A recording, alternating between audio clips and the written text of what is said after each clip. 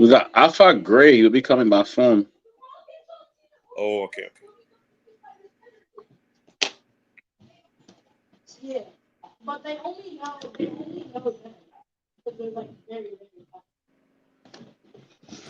Guys, I'm going to switch computer, so I will log off and switch computer. Toga. All right, All right. I'm switching my. Hmm, Okay. let me see here. Let me see if I end this show.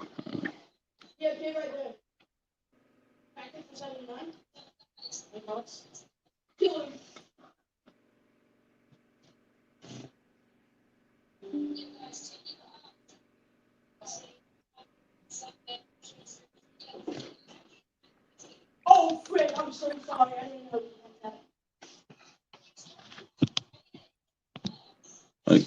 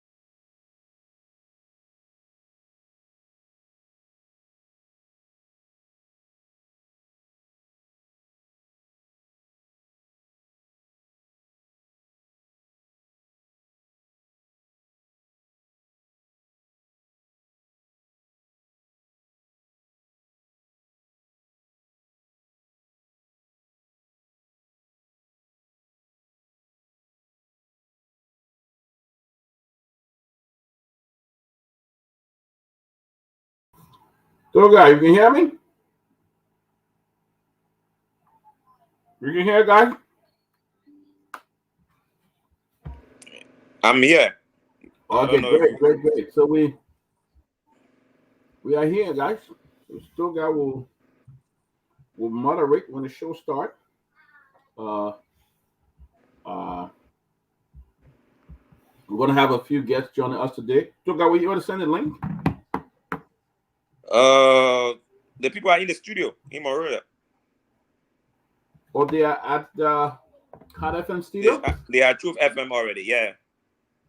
Okay, and then Alpha Gray will be joining us by phone. So what number can he call? If they want to join by WhatsApp. If that WhatsApp, then he can call you over there. What do you think? Yes. Okay, perfect. He can call me, but I don't know how long I'll be able to take the call because uh, Oh, I have to work on some other stuff. But welcome, guys. Welcome, Lasana. Welcome. Welcome, Dr. Howard Jones. Darlington Dolope. Welcome. So, guy, you guess, 40 is the guest too, right? yeah, 40 and Ben believe Topa. Okay. There are two. There should be two there. Yeah. Okay. Let me, 40 Masakwe. okay, for the master 40 question. Masakwe and Ben believe Topa. Okay. Okay. So, all right. I think 40 is there. Welcome, Zizi, Evan Bala. Welcome. Uh, Peter White. Welcome. Sarah Dupu. Welcome. We're getting all set up. By the time we're done, we'll begin the show. So we're getting all set up. So by the time we're done, we'll do the show. Getting us set up, we got some guests. They're going to be talking about the illegal dismissal, right, of the employee from the Montreal City Yeah, Corporation, the illegal dismissal. exactly. And then Exactly. we're going to be joined by phone with one of those dismissed, Alpha. Uh, he would join us by phone. So as soon as we're ready, we'll bring the guys on. And but guys, welcome. Share the show. Share the show. Uh, Share the show. And then talk.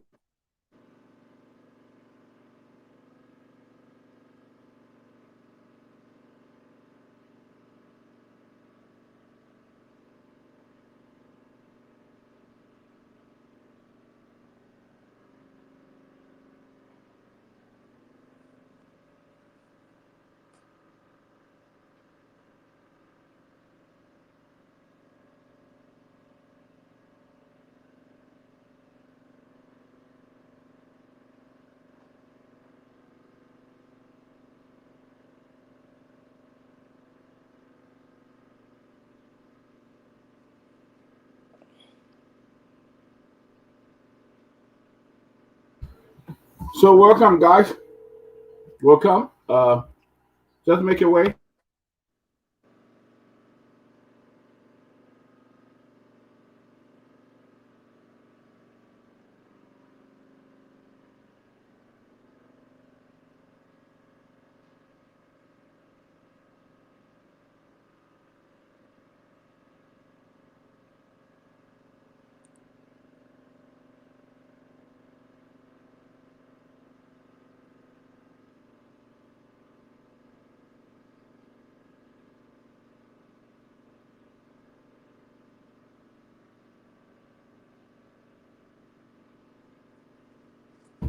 So guys, welcome. Welcome again, Otello Barkley and all the other guys. Welcome.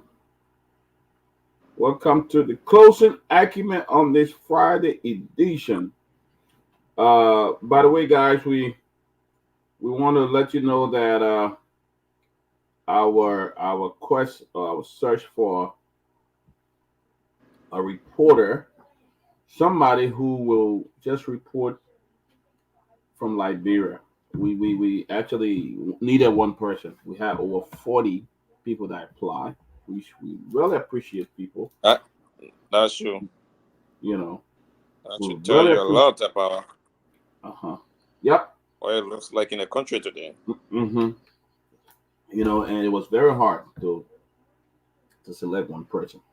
He's going to be Hmm. helping us. He's going to be working with the guys at Truth and Hot FM. They're going to work together to coordinate reports of what's going on in Monrovia. We need a live presence in Liberia, somebody who can do it. So it was challenging.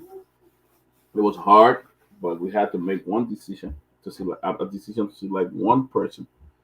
So we selected Samson Masore. Samson Masore will be reporting for us from Monrovia. Hopefully, closing acumen is not. We ain't got the funding like that. So we're a very small group, and we try to do ourselves, fund ourselves. So, uh, but we just need a person on the ground. We selected Samson Masare. We still have to put a lot of things together so that Samson will be able to report for us fully from Liberia. So we ask you to join us as we try to bring. We want to bring closing acumen to you live, not just from the states, but most of the happenings in Liberia. We want to make sure that people here on this side can see what's happening as well. So, guys, today we have some folks who were illegally dismissed at the Monrovia City Corporation, and they are here to tell it all. What happened. So this is a breaking news today. They are here to say it all, what went wrong or what happened. So invite a friend invite a friend, invite someone. Welcome John Saki Kone from Atlantic City. Welcome. You know, as you join us, we just say hit the share button. Mozart Dennis, we love you, Mozart. You're one of our faithful follower. Welcome, Mozart. Sarah, welcome. Uh, Everybody, welcome. We will bring this to you. Doris Thompson, welcome. Siku Kolasco Damar, what's up, man? Good evening, brother. Welcome, brother. It's good to see you, Siku. Thank you, watching the show as well from Monrovia, Liberia. So welcome. We're glad that we can bring some of the brothers on here tonight to talk to us about the illegal dismissal in the Baga Gulf and what the guys who we saw firing people from the civil service tour guy. He was one of those who rejected President Weah when President Weah won the election. He said President Weah Right. was president. He was going to, and then you are here now firing people. You are in government. You don't know how government run, and they're firing people illegally. I hope something come out of this. I mean, these people should not be allowed to lose their job and just let it go like that. I hope something come out of it. I hope they are compensated. And this is where the justice system will be tested again, Toga. Let's see, what will be tested. This way will be tested. And frankly, I personally, from my own personal view, I think Baga is proceeding in the wrong direction at this point. He's proceeding in the wrong direction. Are they here to lead or are they here to go after people?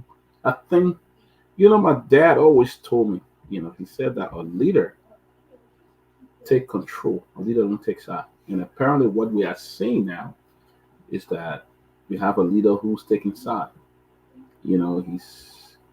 It's wrong. I'm gonna say this. I mean, I don't hate President Boakai. I mean, I speak up fearlessly. I criticize everybody. But I think how they are proceeding now, it will be a serious problem for this country. They are firing people to use City Hall now to be a dumping ground to hire their party. Welcome to the Republic of Lofa, bro. Liberia is the Republic of Lofa. Welcome to the Republic of Lofa. That's it. You know. But Toga, chime in before let's talk a little bit. Yes, I mean, and the interesting thing about Josiah Joker, I mean, is the fact that he worked for several months under the Williams administration. Oh wow. Yeah, this guy used to work at the Small Arm Commission when he left the National Elections Commission. Wow. Because he considers Fomoyan like a mentor. Hmm. So when James Fomoyan went to Small Arm Commission, they took him along and he was working there. That result, the result around 2017 came around December or so. Hmm. So he was still at the Small Arm Commission. He worked there till September. Right. And he only resigned because James Fomoyan was not retained. Oh wow. So, and all those periods, he himself was enjoying his freedom of expression. Right. He was speaking. He was not dismissed. He had his time to formally resign. Hmm. He went to the U.S. In fact, he was one of those that staged the first protest, I think, at the UNH headquarters when George Weah went for the first, the first UN General Assembly. Hmm. He protested, followed up by a book that he wrote talking about the danger of a celebrity being in power with a case study only on Liberia. Wow. So he did a lot. So, I mean, for him to have such thin skin that because people are critical of the regime, you're running after them, you're getting them dismissed all over the place. Hmm. And one interesting thing to note, which would be a dangerous precedent with all the guy is doing, I am told that they are planning that when the National Election Commission boss retires, I think next year or so, that they're intending to make this sort of quote-unquote dangerous character as the boss of the National Elections Commission because he had got some experience from it. Wow. So if this guy is into this sort of high-co politics, getting rid of people with dissenting opinions, getting rid of people because of the views on social media, and you put this sort of man over National Elections Commission, you know what you're talking about? They already win the election. Of course, the guy would take any decision in the full glare of anybody with fear or favor. So it's a dangerous thing, and we need to begin talking about this. It's nothing near election commission. Nothing near election commission. It would be very dangerous for the state. It would be chaotic. It would be very chaotic. The fact that this kind of human being should not be even. He should be fired, though. I don't know. But anyway, Buck, I don't know what to do. I mean, they won't do it. But in my honest opinion, this guy should be fired immediately because you know what he has caused. What he's causing that. One, he's dividing the country and he's bringing chaos. This guy shouldn't be in government with this kind of mentality. If he's in government, if he retains that position. This is the first time in the history of the country that almost every day you get some kind of story about the CSA boss. Yes. He has abrogated unto himself some enormous powers. These guys feel that they're home now. They feel that they're in control. Yeah, the guy is in the news like every day. Every day he's either putting some kind of new leaflet on his page, he's either firing someone somewhere, or he either at the information ministry presenting a statement. And like what you said, whether the president will fire him or not, no. I see the president as somebody that is celebrating this. Because the fact that, in fact, this guy has stated publicly that the president is in the know of everything he's doing. Yep, he's aware. He said it when he went to the labor ministry the other day. But then, watch the trend of the guy from Internal Affairs, Mark Jabate. The guy who said he's a Russian spy trained by the Russians. He will pay somebody $1,000 to get Ayeke Koluba and all of that. A few days later, the guy was shaking the hands of the president out of function. Well, I don't even blame. So it's like the president celebrates this kind of thing. I don't even blame Mike Jabate because Mike Jabate is very incompetent to go be a minister of Administrative Affairs. So that's some of his incompetency that he's using to show up there. You take somebody like Mike Jabate and say he's in charge of Internal Affairs, the assistant minister or whatever, so I don't blame him, but like others said, you have a very stubborn president. He doesn't care. You got somebody who enjoy his retirement and say, I really care. Yeah, I really care what's going on and stuff like that. And these people are coming to power with revenge. All these revengeance we are saying, they are coming there and they're trying to revenge. This is not the time. This is time to unite the country. You say, okay, President, we didn't do this. President, we don't know this. President, we don't know that. Why not come in now and prove that you know better? Because you guys say you were there for 12 years, you knew how to do government, you were the best people in government, you knew everything. So then why you are making all these, it's not even a year yet, you have made several mistakes that you have made. So, I mean, it's sickening, it's discouraging, despicable. And I don't know, but we have a president who will not act, will do nothing, nothing, right around all over the place. But I think we need to bring our guests on, guys, as you make your way, share the show. We need to bring our guests on, and then somebody else will be calling me via WhatsApp, and then we'll have you on. So. But welcome again, guys. Welcome. Good to see Fode Massaquoi and Ben Bellevue Tupa. Am I right? Am I pronouncing it right? Believe, I think. Believe. Okay. But Toga, you're going to take over from there. You're going to moderate from there, and then I'm going to say it and my time coming up. Guys, something. Yeah, I think there's a feedback from one of the studios. Oh, okay, good. I think it's coming from them. Oh yeah, I think it is coming from them. All right, that was feedback. So yeah. So once they come back, then Toga, you take over. But right, it's something that we I mean, I don't know what like somebody said we expected this. I don't know whether we expected this, but I thought they were running. They ran the mantra that they want to change things. They had all the solution. They came out with something yesterday again that they want to carry the budget up to $1 billion. And talking to Professor Larry Kennedy, he said the trial will be the biggest recession ever in history of Liberia. So we yet to see. But once the guys come on, we will bring them. Patrick will also be joining me by phone. Look, guys in the studio, when you're ready, let's bring the guys on. But there's a lot. I was reading today in the front page newspaper that they presented a budget to the speaker, and in that budget, the budget that was already altered. The speaker. So I don't know how you expect the speaker to move on that. Yeah, so it's a recast budget that they presented, but as I'm being told, some of the lawmakers are frowning on that process. The fact that the alteration is a serious issue, actually, and some people are not taking it lightly.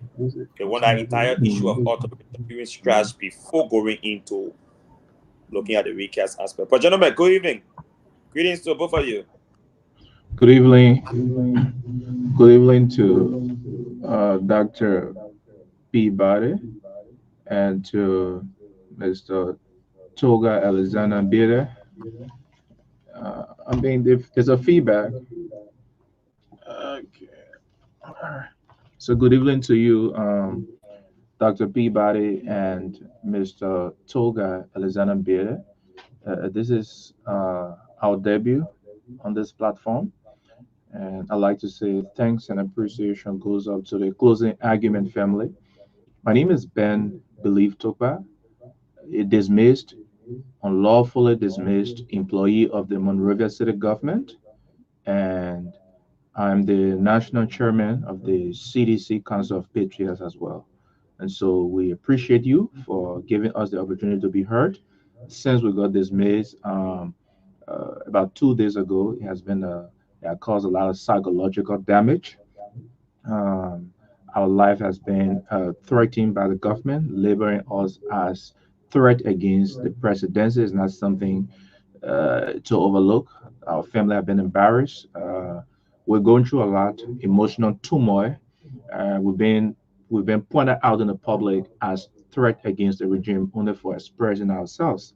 And so we honor the invite from the closing argument family for us to come and tell our story. So again, we are glad to be here on the radio, and we think it's important to utilize these platforms to tell our story. Now, I mean, when you look at the role we've been playing in the country as Liberians, um, I mean, it's crystal clear that we tell our own story. We are direct victims of the bad governance being melted in our country. So I know as the show proceed, you will answer the tough questions, but that's what I like to say. And just once again express my thanks and appreciation for inviting us on the platform. Yes, so Fode, you want to do your formal introduction? So let me extend my warmest appreciation to the closing argument family. Honestly, Liberia is at a very critical juncture. This is the very first time in the nation history that the Constitution of Liberia and all other statutes and regulations have been violated 64 times. It tells you the magnitude at which the laws of the country have been bastardized and brutalized. So being here tonight to have a conversation with the Liberian people is very much important. So we look forward to a fruitful conversation. And I'm Foden Massacre, the National Secretary General of the CDC Council of Patriots, and also unlawfully dismissed from the Monrovia City Corporation Advertisement Unit. Thank you. Now, so other panelists will join us later on the show. But we'd like to thank you all. Dr. Peabody is here, and we got a lot of folks that will also be coming on. This show is also you're in our Truth FM studio, and it's also really on other outlets across the country. We're also on YouTube and Facebook. And so we have a very interesting conversation. We hope at some point in time we can also linger with the public to make their inputs and all of that. Now, you talk about your life being a race. Have there been other issues that have come forth since your quote unquote dismissal? Have you gotten any direct threats? Because you're talking about your life being a race here. Well, there have been threats from surrogates of the regime. We've documented those threats in our phones. We've documented those threats. We've communicated those threats with permanent individuals who we respect and trust. Because you see, when your life come on threat, it's not an ordinary thing. It's not something to joke with, especially in a country where an AFL sergeant by the name of Bobby was shot and killed in the head without any justice, in a country where a 15-year-old boy was shot and killed by police officers without justice, a country where Liberians came up to protest in demand of decent working environment in King George Grand Cape County and got killed. So, and especially all of the alarming death toll in the country by the Liberian National Police, mysterious killings, there have been no justice up to now. So, in the midst of these grave threats, we've been receiving threats, by the way, before the dismissal. And so after our summary dismissal, without being heard, without any formal warning letter, without any formal suspension, just being arbitrarily dismissed, there have been multiple threats in our lives. There have been multiple threats to our family members, our kids, going on emotional stress. It's very distressing. As we speak now, I mean, why coming here to Truth FM? I mean, we're being tilled. We're being tilled along the way. As we speak now, we are even afraid. Let's just announce this on the closing argument. It's about, as we speak now, it's 9:38 p.m. in Liberia. It's late. The country is dark. There's no light, so it's very late. And so it's a very difficult thing. As we speak on the radio tonight, we don't know our fate out there. So we just want to make this clear on the closing argument. One of the biggest platform in the country, we want to make it clear that if anything happened to any of us on the platform tonight, just understand that we automatically will become victims, like those that have been killed by law enforcement officers, whether the NSA or the police. Just know we are one of the victims when it happened. So that's how the country is right now. So there are multiple threats. We receive threats as we speak now. Even further wear masks to move on the streets. I have to wear face cap on my face to cover my face on the streets. Mr. Bida and Dr. P. Bade, you understand Africa, this country, Liberia, when you are being dismissed because the CSA boss mounts the podium to the Ministry of Information and call a press conference and said, we are going to dismiss 9 employees of the Monrovia City government because they are quote unquote insulting the president. They are speaking against the president. They are talking against Joe Baka. They are speaking against the minister then that Baka appointed. And so we are going to dismiss them because they pose threat to the presidency. And this presidency, before Mr. Baka got it, we saw Momotela then die in Lofa County. They were killed by the current Internal Affairs Minister, Francis Umale. Francis Umale ordered the death of Momotela in Lofa. And Mr. Barker said nothing about it when he was political leader. And until he became president of the country, he has said nothing about it. Today to NPA, Mr. Peaches Johnson, alias Kun Johnson, who masterminded the death of Joshua Barr, sits comfortably at the NPA. Nothing has been said about the death of those people. And so in the presidency, when you speak about the $8 million that was illegally taken from the Central Bank of Liberia to pay to SRB Bank as a compensation for monies that were taken from that bank to finance the Unity Party campaign, it became an insult. When you speak about the killing, Gregory Coleman police killing peaceful protesters in Grand Cape County, it is interpreted as insult against the presidency. When we talk about 22 million US dollars used to fix Dusty Road, now it's raining, the road are not pliable any longer. You can see that on the TV. They say we're insulting the president. When rice price is up, and even the poor man, in Pyongyang, Mabonzemeku, and even in King George cannot afford. They say it is an insult to the presidency. Now, what becomes of the Abdullah Kamara at free speech? The Real Generic Accord of Liberia signed up to the protection of the journalists, the protection of the citizens to have access to information.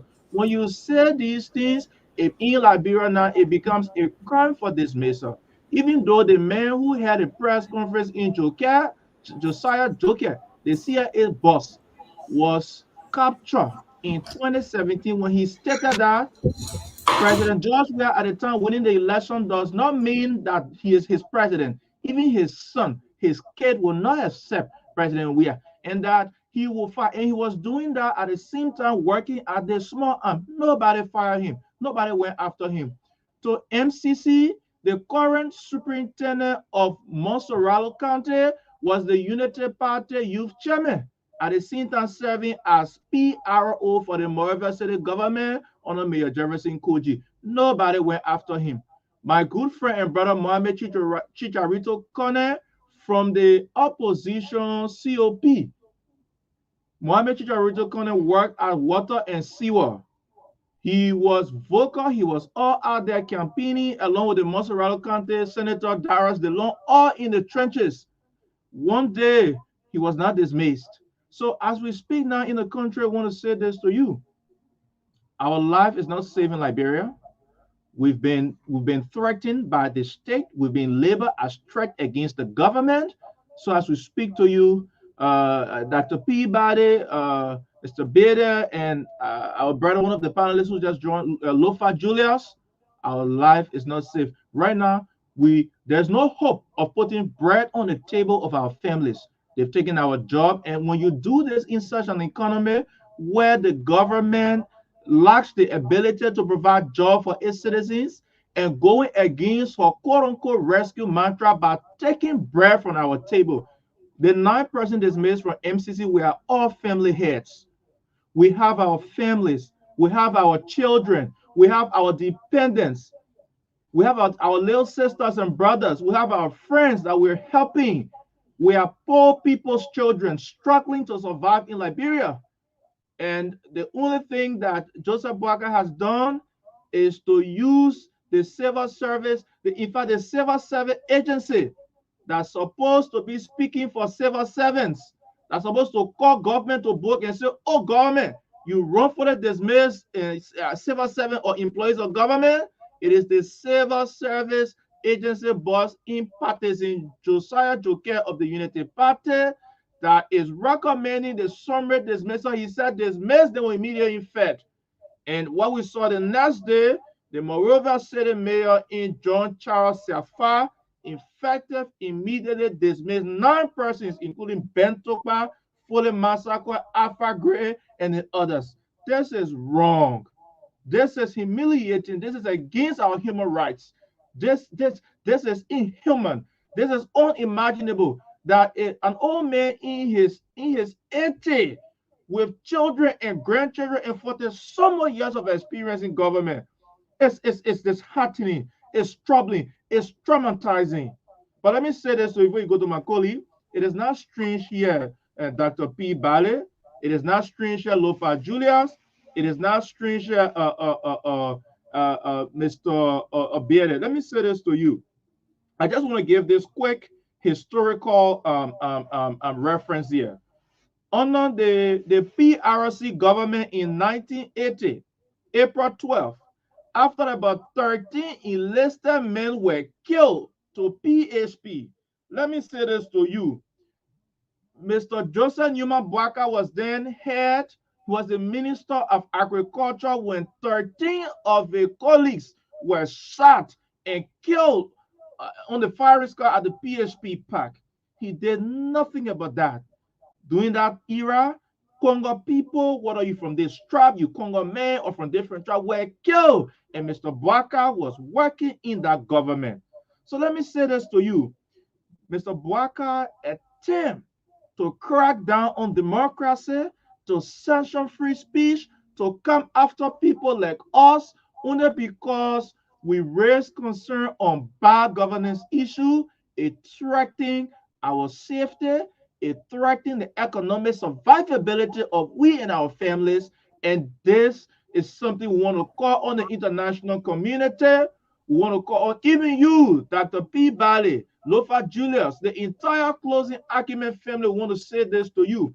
The life of us, the 9 employees dismissed from MCC, especially for some of us, we are only victims.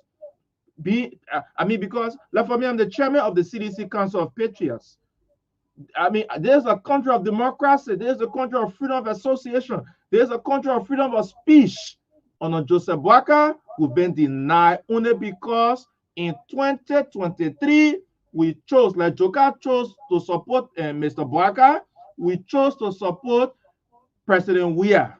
That is the biggest crime in the country. So because of that, in Joka press conference, we are threat against the government. In Joka press conference, we should be dismissed. In Joka statement, the president of the country, Joseph Boakai, support everything he does. This is troubling. Thank you, Ben. Thank you, Ben. And from all indication, I know is going to be a very power-packed show tonight. From all indications, because I'm following the thread. I see some people watching from as far as Sweju right now. I know the whole country should be following. But the issue is for the news out there is terrible for you guys. And to admit, the government too is putting up a very defensive posture for why you were dismissed. The government argument out there is that you guys have been insulting the president. And the government said they will not tolerate that. So the government's argument is even stronger. That, the one they would take to whether that to BBC or CNN or Al Jazeera to justify your dismissal is that you were insulting the president. How do you counter that, Fode? Well, I want to look at it from a perspective on the historicity of a government alleging that people are insulting or abusing. Firstly, let us look at the doctrine of legality. Criticism is not an insult.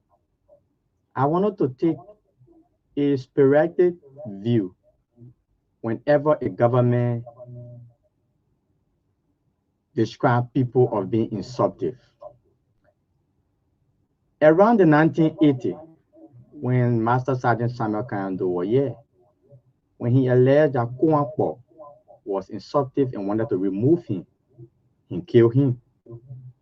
When former President Charles Taylor was here, he heard that there was a frisky man or young man called Joshua who was getting famous and he wanted to be president. They chased him out of the country. We now see Mr. Joseph Yoman Boakai, who got a history.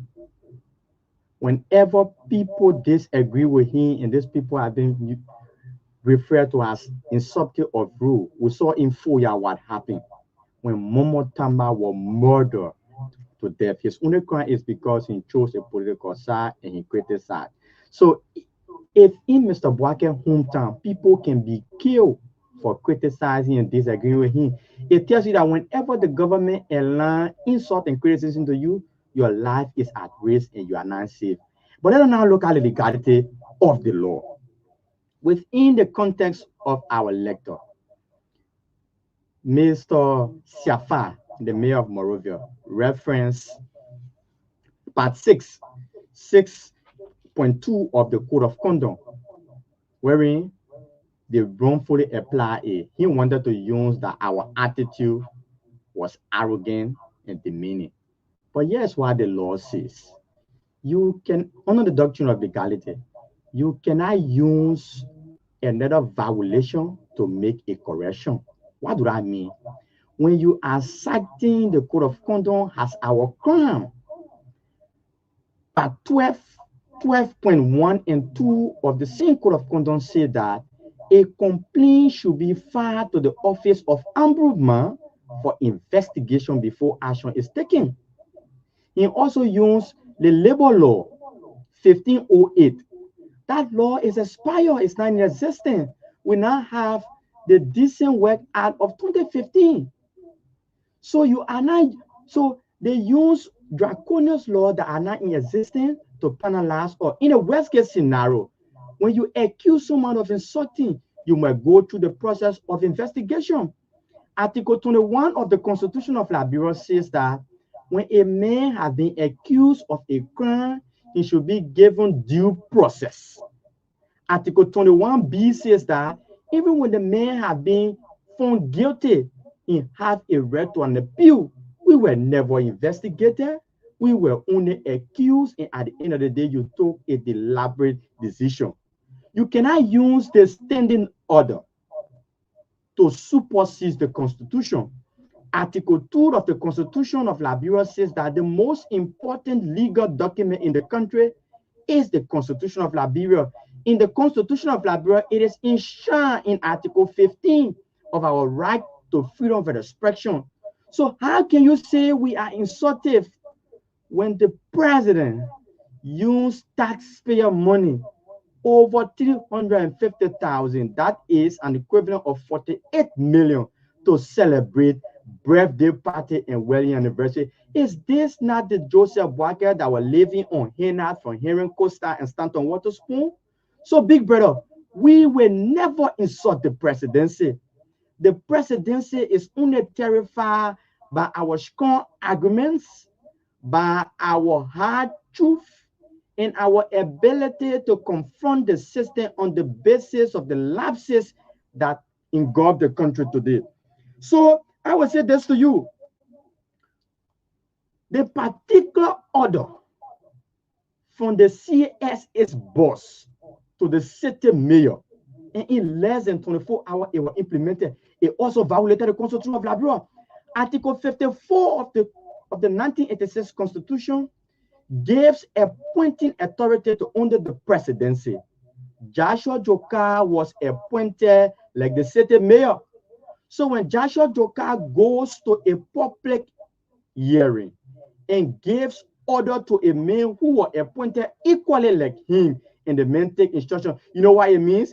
It means, this one is to all the government officials that are listening, it means in essence, Joshua Jokai can eat beans real one morning, wake up with sour belly and get angry and say, look, the Minister of Justice may be dismissed. So you have a CIS boss who have abrogated unto himself so much power that is not in the law. So everywhere in the world, everywhere now, everybody know that our rights were violated.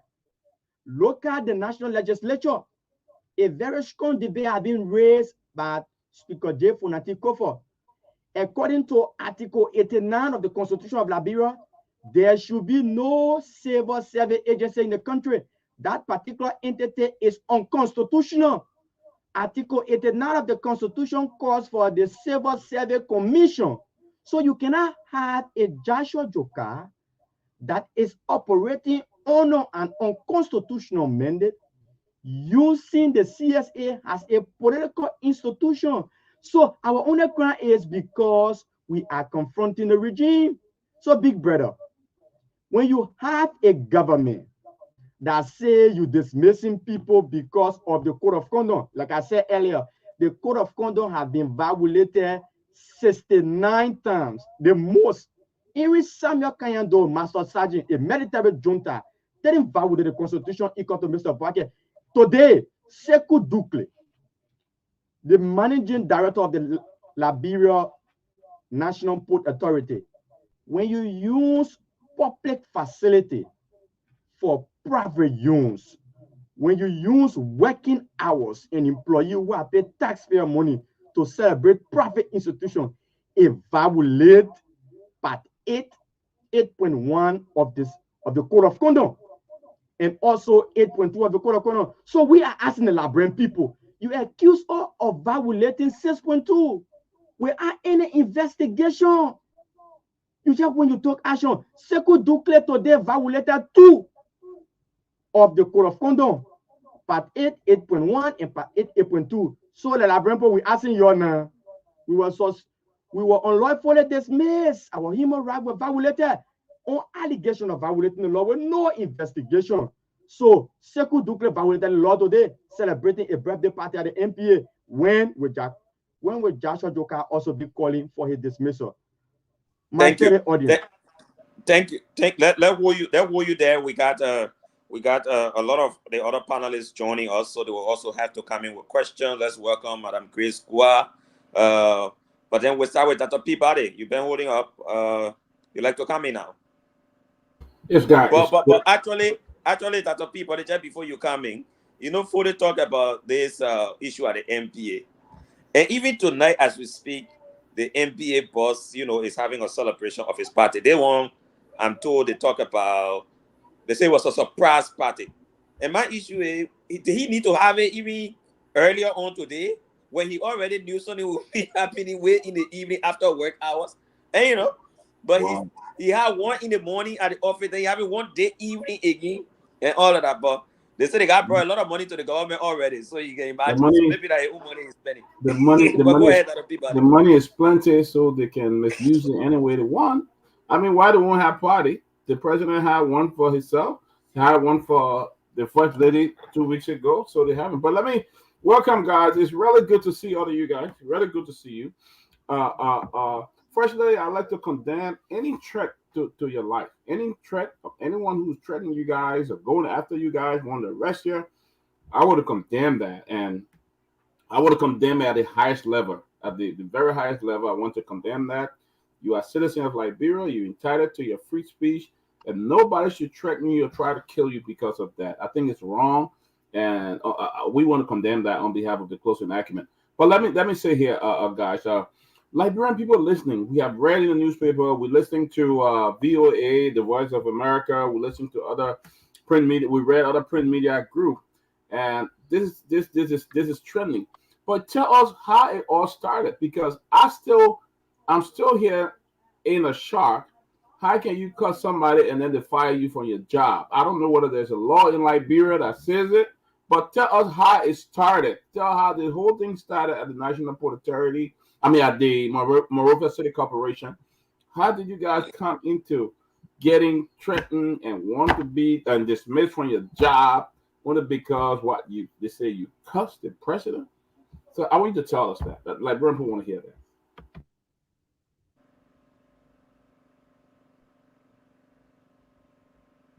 Can you get us? Did you get me? Hello? Can you hear me? Yeah, we can hear you. Okay. So did you get my question? What is the question?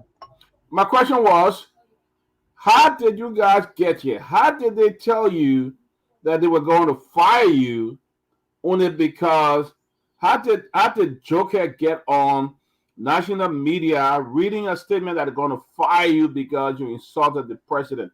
How did this all start? I mean, well, I'm still shocked. Dr. Peabody, sadly, under the leadership of Mr. Bouakai, the violations of the law is the hallmark of the governance system under Mr. Bouakai. Second, the administrative procedure, the elementary administrative procedure that is taught at the undergraduate level in the university was not even respected, even though I'm told that Mr. Bouakai has a bachelor degree. First, let's go to the Joker issue. Josiah Joker, about 2 days ago, woke up. He drove to the Ministry of Information. He mounted a podium and had a press briefing. In a CSA boss press briefing, he called out the Monrovia City mayor like a little boy. He says, Safar, in fact, you the mayor, a good year, open your ear and listen to this. After the CSA verification process to MCC, we documented blah, blah, blah, and want to say this to you as mayor. You are mandated to immediately dismiss 9 employees of the Monrovia City government These employees' presence have undermined the Monrovia City government and have posed threats to the office of the president. Their social media posts against the president, Joseph Newman Boakai, and ministers of government pose threat to the regime, and therefore will immediately effect dismiss them. Now, the so-called 40-some-year-old men who understand government than any other human being in Liberia fail to understand the administrative process. One, Public Administration 306. In Public Administration 306 in the classroom, it is taught that no man should be judged unheard. Before you can take up a decision against an employee, that employee should be invited before a quasi-judicial process. In the quasi-judicial process, you are going to engage that employee and ask some questions.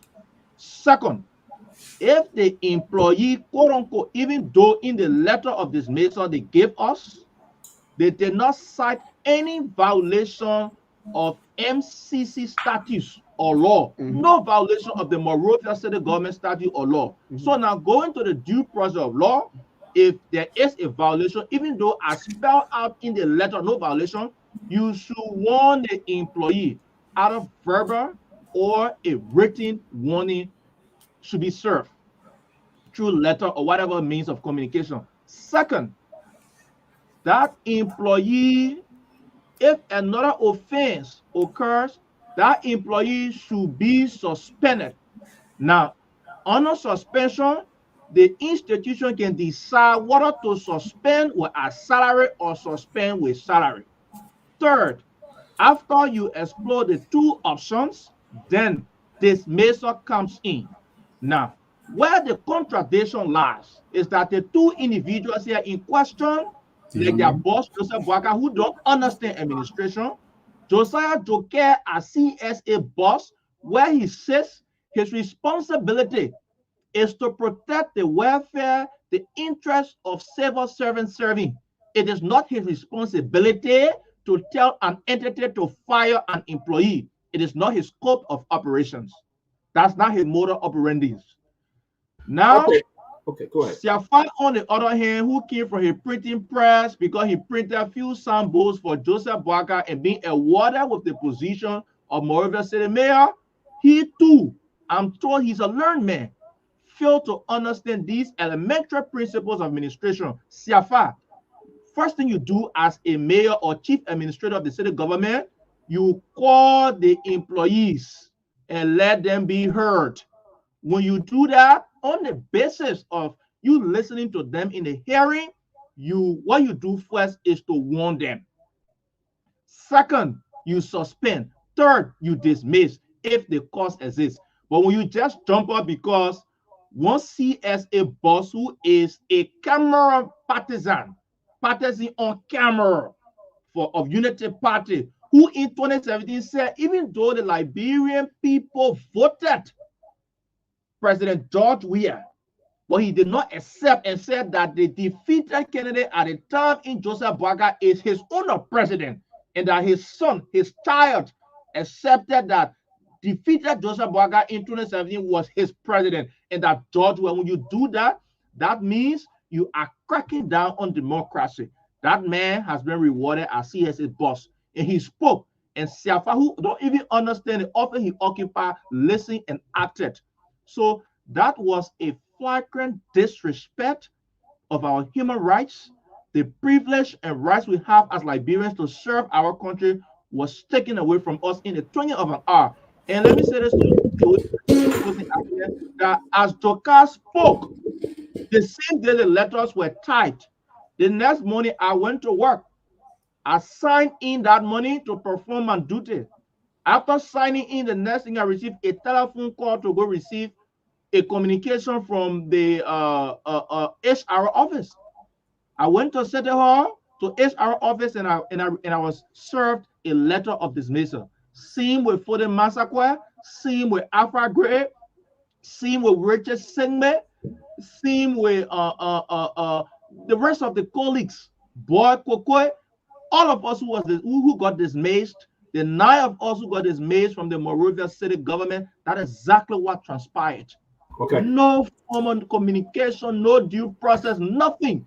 The That- CSA boss spoke and mandated the Monrovia city mayor to act, and the Monrovia city mayor acted with immediate effect and dismissed us.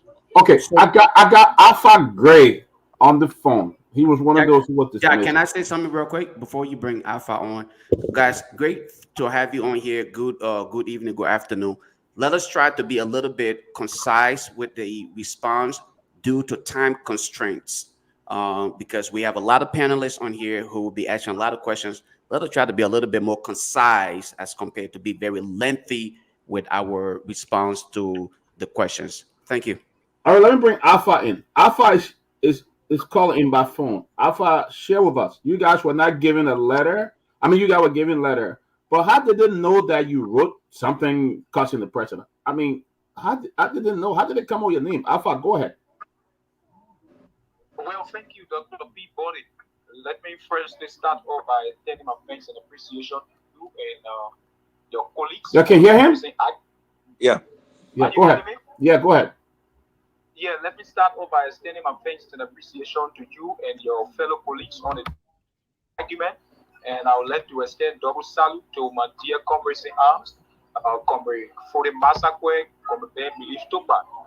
My name is Alpha G. Gray, a illegally dismissed public relations officer of the city government of Monrovia.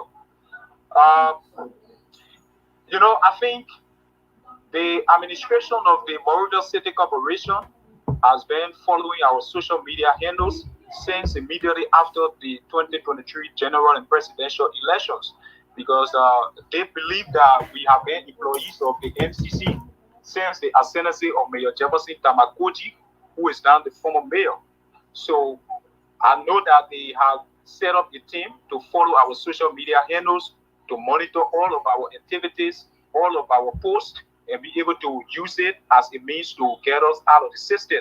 Because we have been extremely critical against the regime in terms of disagreeing with the policy and the action programs that have been launched by the regime that does not commensurate with the existing realities of the Liberian people.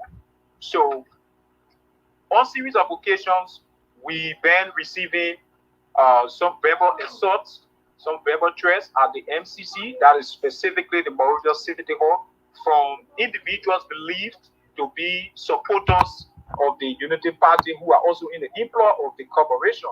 But unfortunately for them, we are people who are highly disciplined because we came from home, and we also carry that institutional discipline that has been instilled in us by the People's Party, the Grassroots Coalition for Democratic Change. So we remain resolute and we focus on our job description.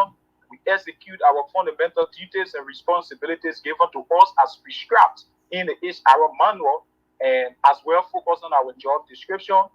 Whatever extra institutional activities that they want us to participate in, we were always there to demonstrate our commitment and our level of sacrifice to the Monrovia City Corporation.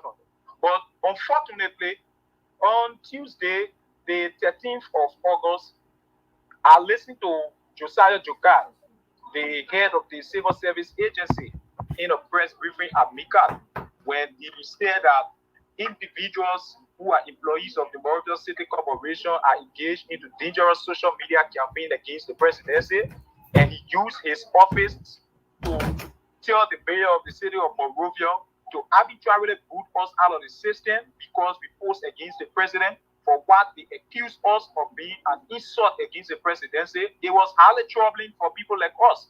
Very, very troubling, even up to current. I can still fathom why that decision was taken. And then immediately, the Mayor John Choru-Siafa instructed the Human Resource Department to do a communication effective immediately terminating our services with MCC. And on Wednesday, the 14th of August, we went to work early in the morning. We stand in office. Unfortunately, I received a call from the Human Resource Office. When I got there, they issued me a letter terminating my services with MCC. So I was shocked. What is the reason? Only to go through the letter before I affixed my signature on their return copy.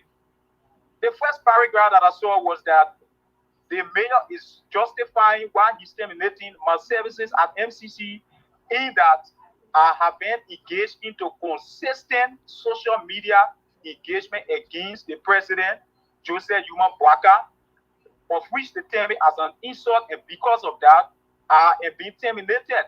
So that means I am no longer an employee of MCC. Now, when I go through the second paragraph, there was no justification to the first claim in the first paragraph. I read also the third paragraph. The mayor also abrogated the law because there are laws governing what he actually stated. And trust me, the Constitution is the organic law of the Republic. That is, it supersedes all other laws of the country, whether the HR manual of MCC, whether the Civil Service Standing Order, as well as the Camara Act of Free Speech. So he did not provide any legal justification. He used the labor law of the Republic that was repealed since 2016 and replaced by the Decent Work Act. And I want to believe that the mayor is not even in the know of that. Probably he's not being educated on that, including the HR office. So they use an outdated law that has been replaced by the Decent Work Act to get us out of the system. Again, the HR office wrote a communication that is being signed by the mayor. So that is an absolute contradiction. The entire letter does not represent the reputation of the Morovia City Corporation. So they have to revisit that. They have to revisit that. You can push somebody out of the system as a civil servant on ground that the person is on social media encouraging insult at the man you term as a president. Somebody who has continued to disrespect and show total disregard to the Constitution of the Republic of Liberia. When we call him a criminal mafia, you say it's an insult. Joseph Boakai, who has continued to undermine the 10 laws of the country, he continued to undermine the PFN Act of the country. We call that person a criminal, and you term it as an insult. Absolutely, it's not an insult. Can I come in 1 minute, please? Please, hold on, Sylvester. Yeah, because I thought we can shut it up because we've been hearing this. This so, coming over and again. So I mean, don't worry, Sylvester. Give him a chance. Sylvester, you have all your time. Hey, everybody. Yeah. Can we the best way we're studying another question will come in will handle that. This same thing being addressed, right? So I was trying to make it look, and then I'm coming in. Okay. Yeah, but you have your time. But ask your question. No, it can't be Sylvester. No, it's not me. I don't want to ask questions. Sylvester came in late. So Sylvester got to wait. Toga, please go ahead. But you know how we do here now? We're supposed to start with the other people that came before you. We can start with you when other people came before you. Toga, go ahead, bro. Thank you, brother. Thank you. So let's go with Grace for now because we should have actually gone with Lofa, but he left. So let's start with Grace. Grace, please go ahead. Thank you. Yeah, thank you. So you see, no, hold on, buddy. Somebody gonna ask a question. Grace gonna ask a question. Yeah. Hi, everybody. My name is Grace Kua. And I always like to introduce myself as a free, independent free thinker on this platform. So sometimes I hear people come with all these stories, but I like to ask on the other side because I'm a Liberian as well, and I would like the best for Liberia. So I hope you guys will understand because I'm not coming to come and jump on your side.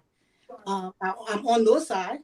And just if you don't know me, I never supported Joseph Boakai government in the elections. I supported Dr. Moneybar, but in 2029, I don't even know if I was supporting because I always would be on the right side of Liberia history. So I just wanted to clear that out. Now, you heard all the complaints and everything, and I just wanted you men to know that although you are explaining what happening to you, but they are arrogance in a way in your tone, even against the government, is just a lot. And for you to be working within the government, even in the free world, we don't behave like this. If you work within the government, as a civil servant, you are expected to conduct yourself in a professional manner and not to speak. Because if you don't trust the leader of the government, if you don't trust the entity, the agency that you work with, why are you there? That's the question. So, even when you're coming in to speak and everything, I see that disagreement is already there that you don't want this government. This is not your cup of tea. but yet you work within the government and engaging behavior, when you engage in behavior that is not right in a certain entity within the government, and you work for that government, that's a violation of that entity. They have the right to go into the palaces and fire you. So you cannot come and say, oh, the freedom of speech, the constitution is there, yes, but there are policies and regulations that govern each entity in a different way.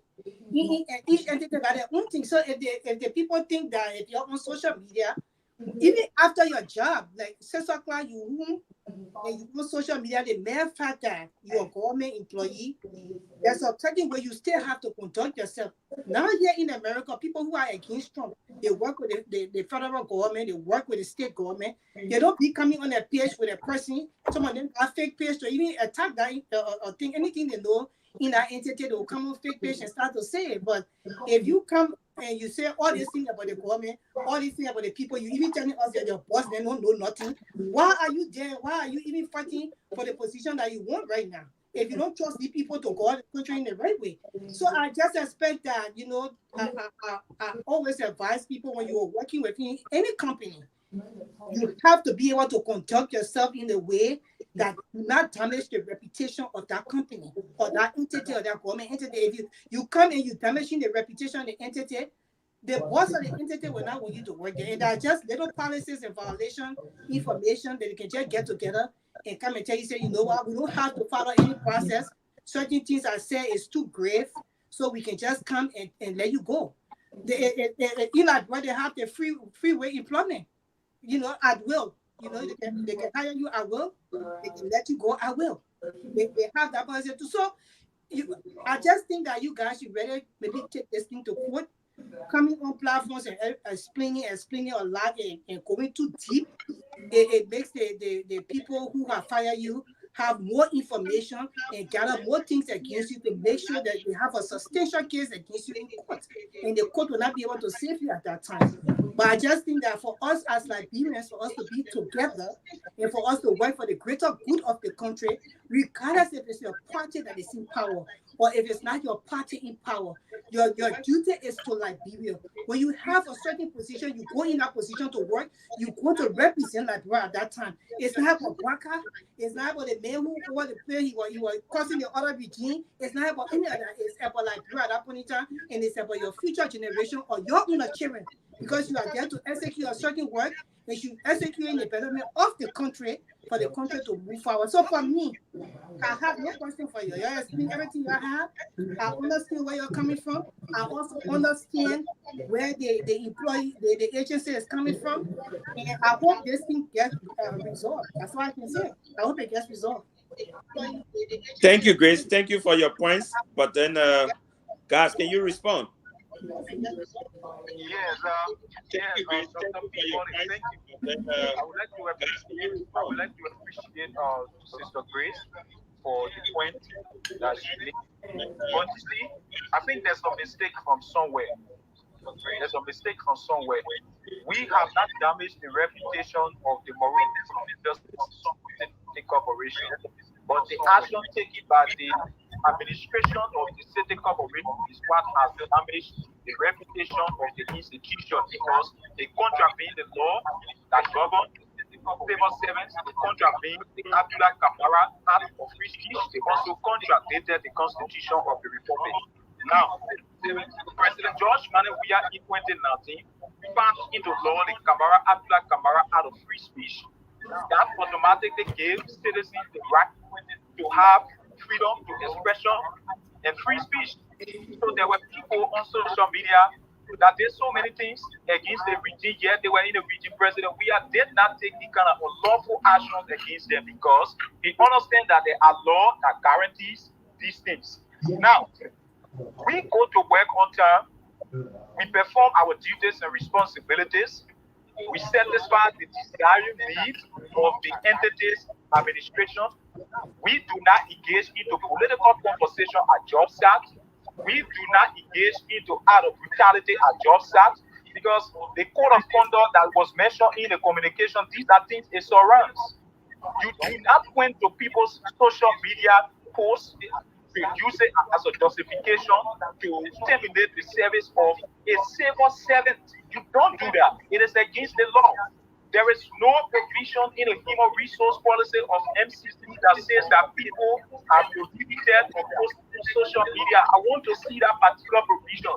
A connection of the human resource policy, connection of that, it was revamped in 2020 under the leadership of former Mayor Jefferson Tamakoti. So I think the mayor misinterpreted the code of conduct. I have it in my possession. I have been reading it since I entered the inflow of MCC. I read everything because as a responsible patriot, I know what's supposed to govern a civil servant. What part you are not supposed to indulge into, what part you are supposed to indulge into to make you a highly professional nationalist. So I'm aware of these things, seriously. And I'm aware of the speech. Alpha, are you hearing me? That is not even justification. So the entity was in total error to have unlawfully dismissed us on the basis of our social media posts. We have justification to what we do on social media. Just like Yuma Buka engaged into the signing of the yellow machine due without constitutional approval. The cost of legislation was not in the law of the yellow machine due. So when we use that situation to call Joe Bwaga a constitutional delinquent, that does not negate the fact that the president is against the law. It does not call for my immediate dismissal.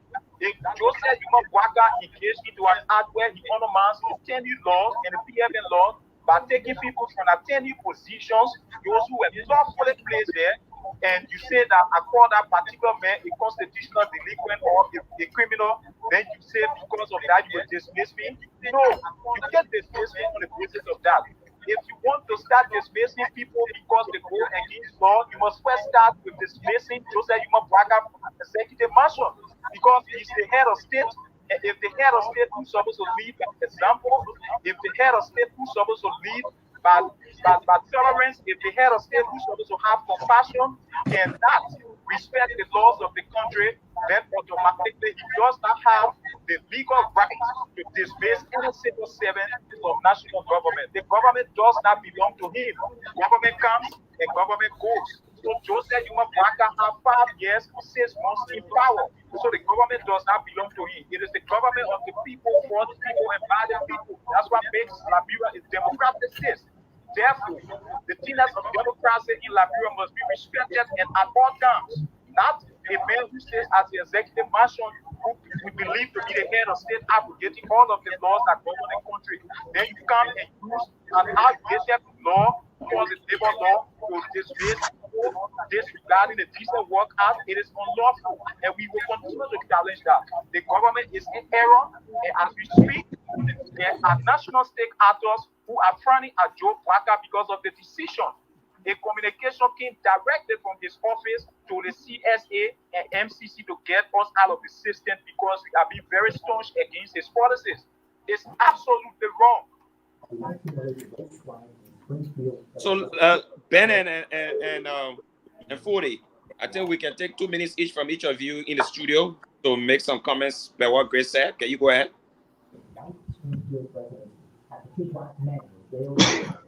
The Bwaga's own administration violated 13 different laws to read that single communication for our dismissal. Imagine 13 different laws.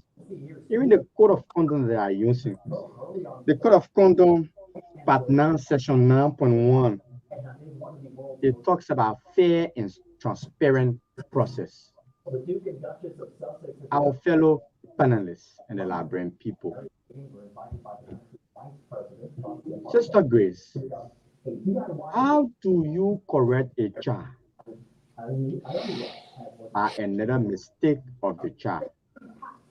You cannot use wrong to correct wrong. Under the doctrine of law, when a process should be fair and transparent, meaning the accused should have his day in court. That was not done. That was very immature. The particular letter also violated part 4, section 4.2 of the Code of Conduct that talks about respect for the laws of the state. So the CSA director and the city mayor do not respect the laws of the state. Article 2 of the Constitution is clear. The constitutional right, the fundamental rights of expressions and liberty is a governance. It's not the personal property of anyone. When you want to reduce governance, if you come to the presidency on the basis of hate, revengefulness, witch hunt, then you lead the country to disaster. And someone asked the question, how the whole process started. The process started with an order from the National Executive Committee of the Unity Party. Mr.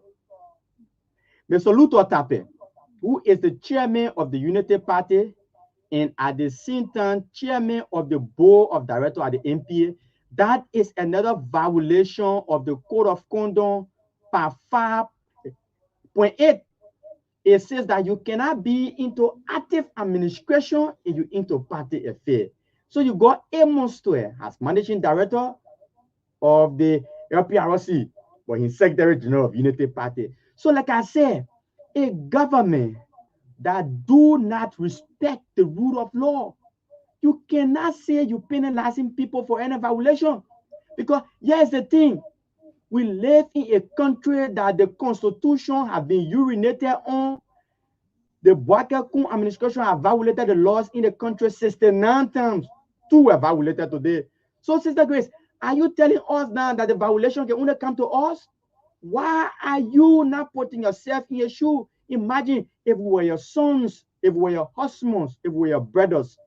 For a regime, anytime in the history of this country, when the government call you dangerous and threat, it means you can be killed anytime.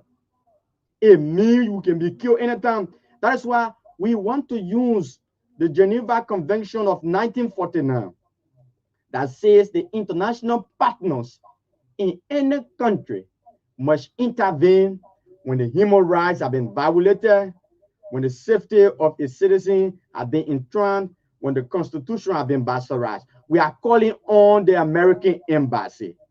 We are calling on the German embassy. We are calling on the European Union.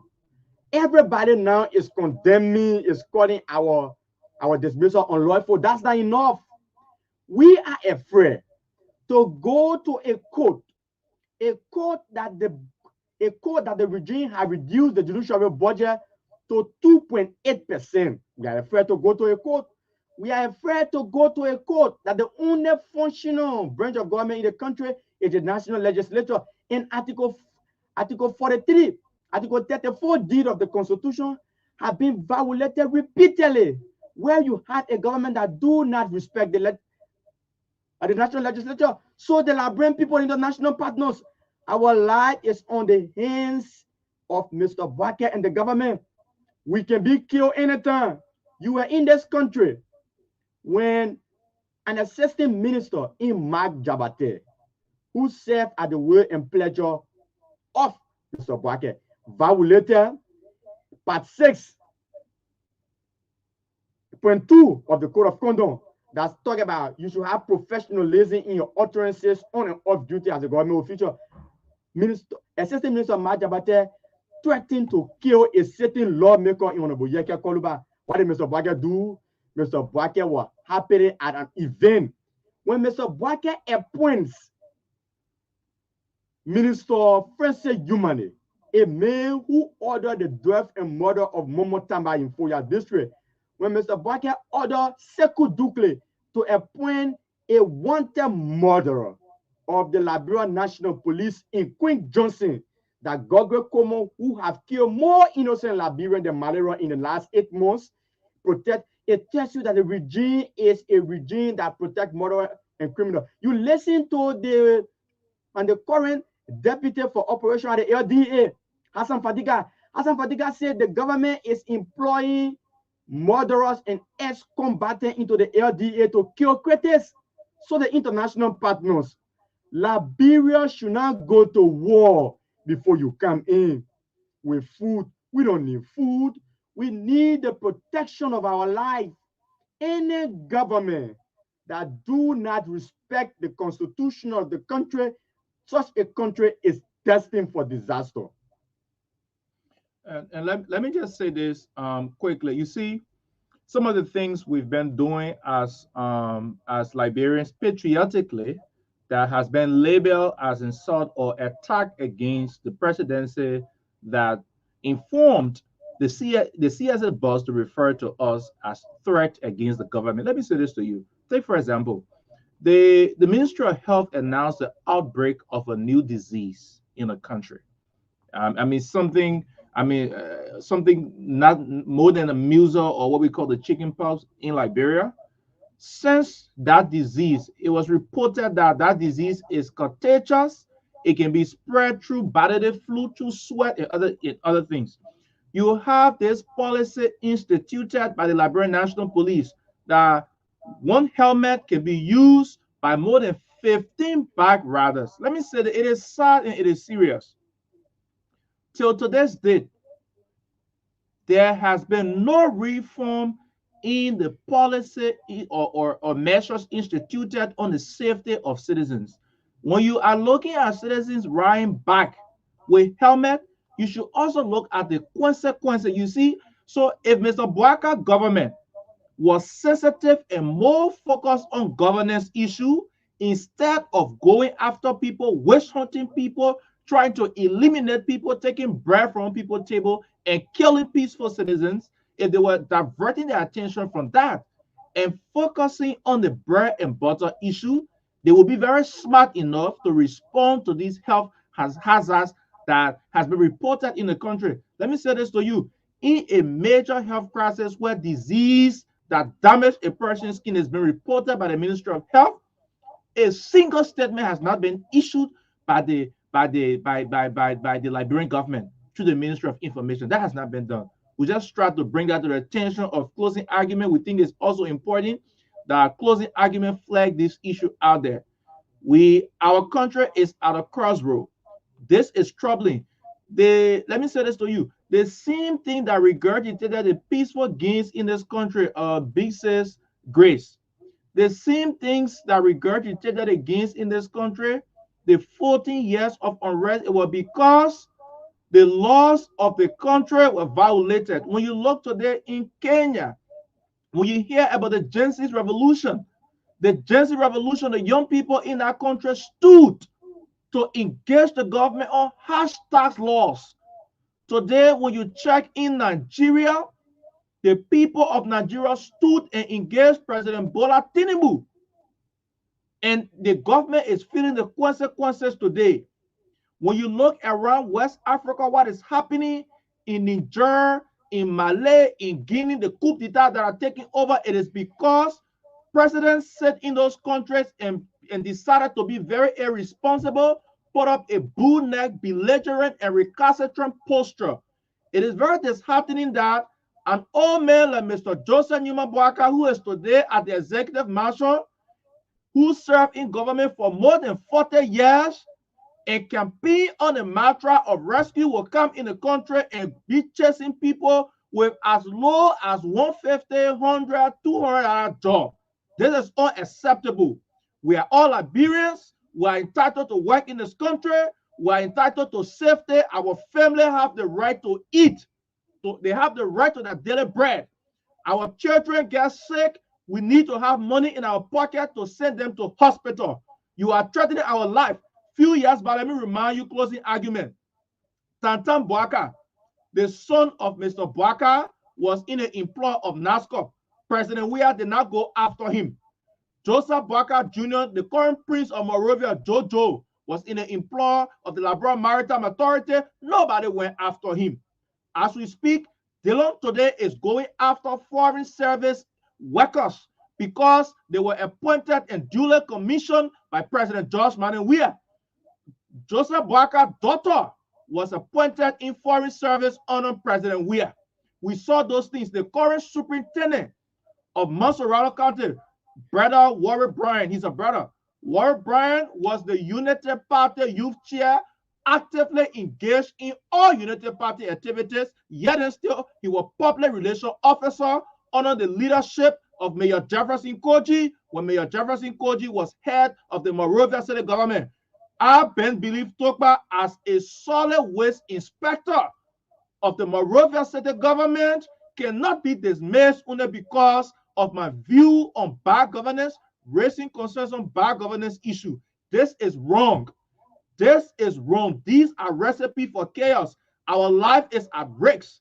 Our family members, our children in the communities we live in, people are pointing at us. We have been labeled as threat against the government. This is troubling for us. This is not safe for us. Our life is at stake. Our life is at risk. The 9 of us, let me say this to you, the 9 of us are very concerned about our life and our well-being. Let me remind you people, if an AFL sergeant, Sergeant Bobby, was shot and killed in the head, to date there have been no answer. If Mr. Boakai, who should be a father figure, will reward Francis Yumale for the killing of Liberians in Lofa County, nothing has been said. To date, the police, under the instruction of Gregory Coleman, has killed more civilians, including a 15-year-old boy. Nothing has been said. This is troubling. This is frustrating. This is embarrassing. It's frustrating. We are disturbed. We are calling on our international partners. We are calling on the Americans. We are calling on the ECOWAS. We are calling on the African Union. This is disturbing. The media need to get involved. The Interreligious Council need to get involved.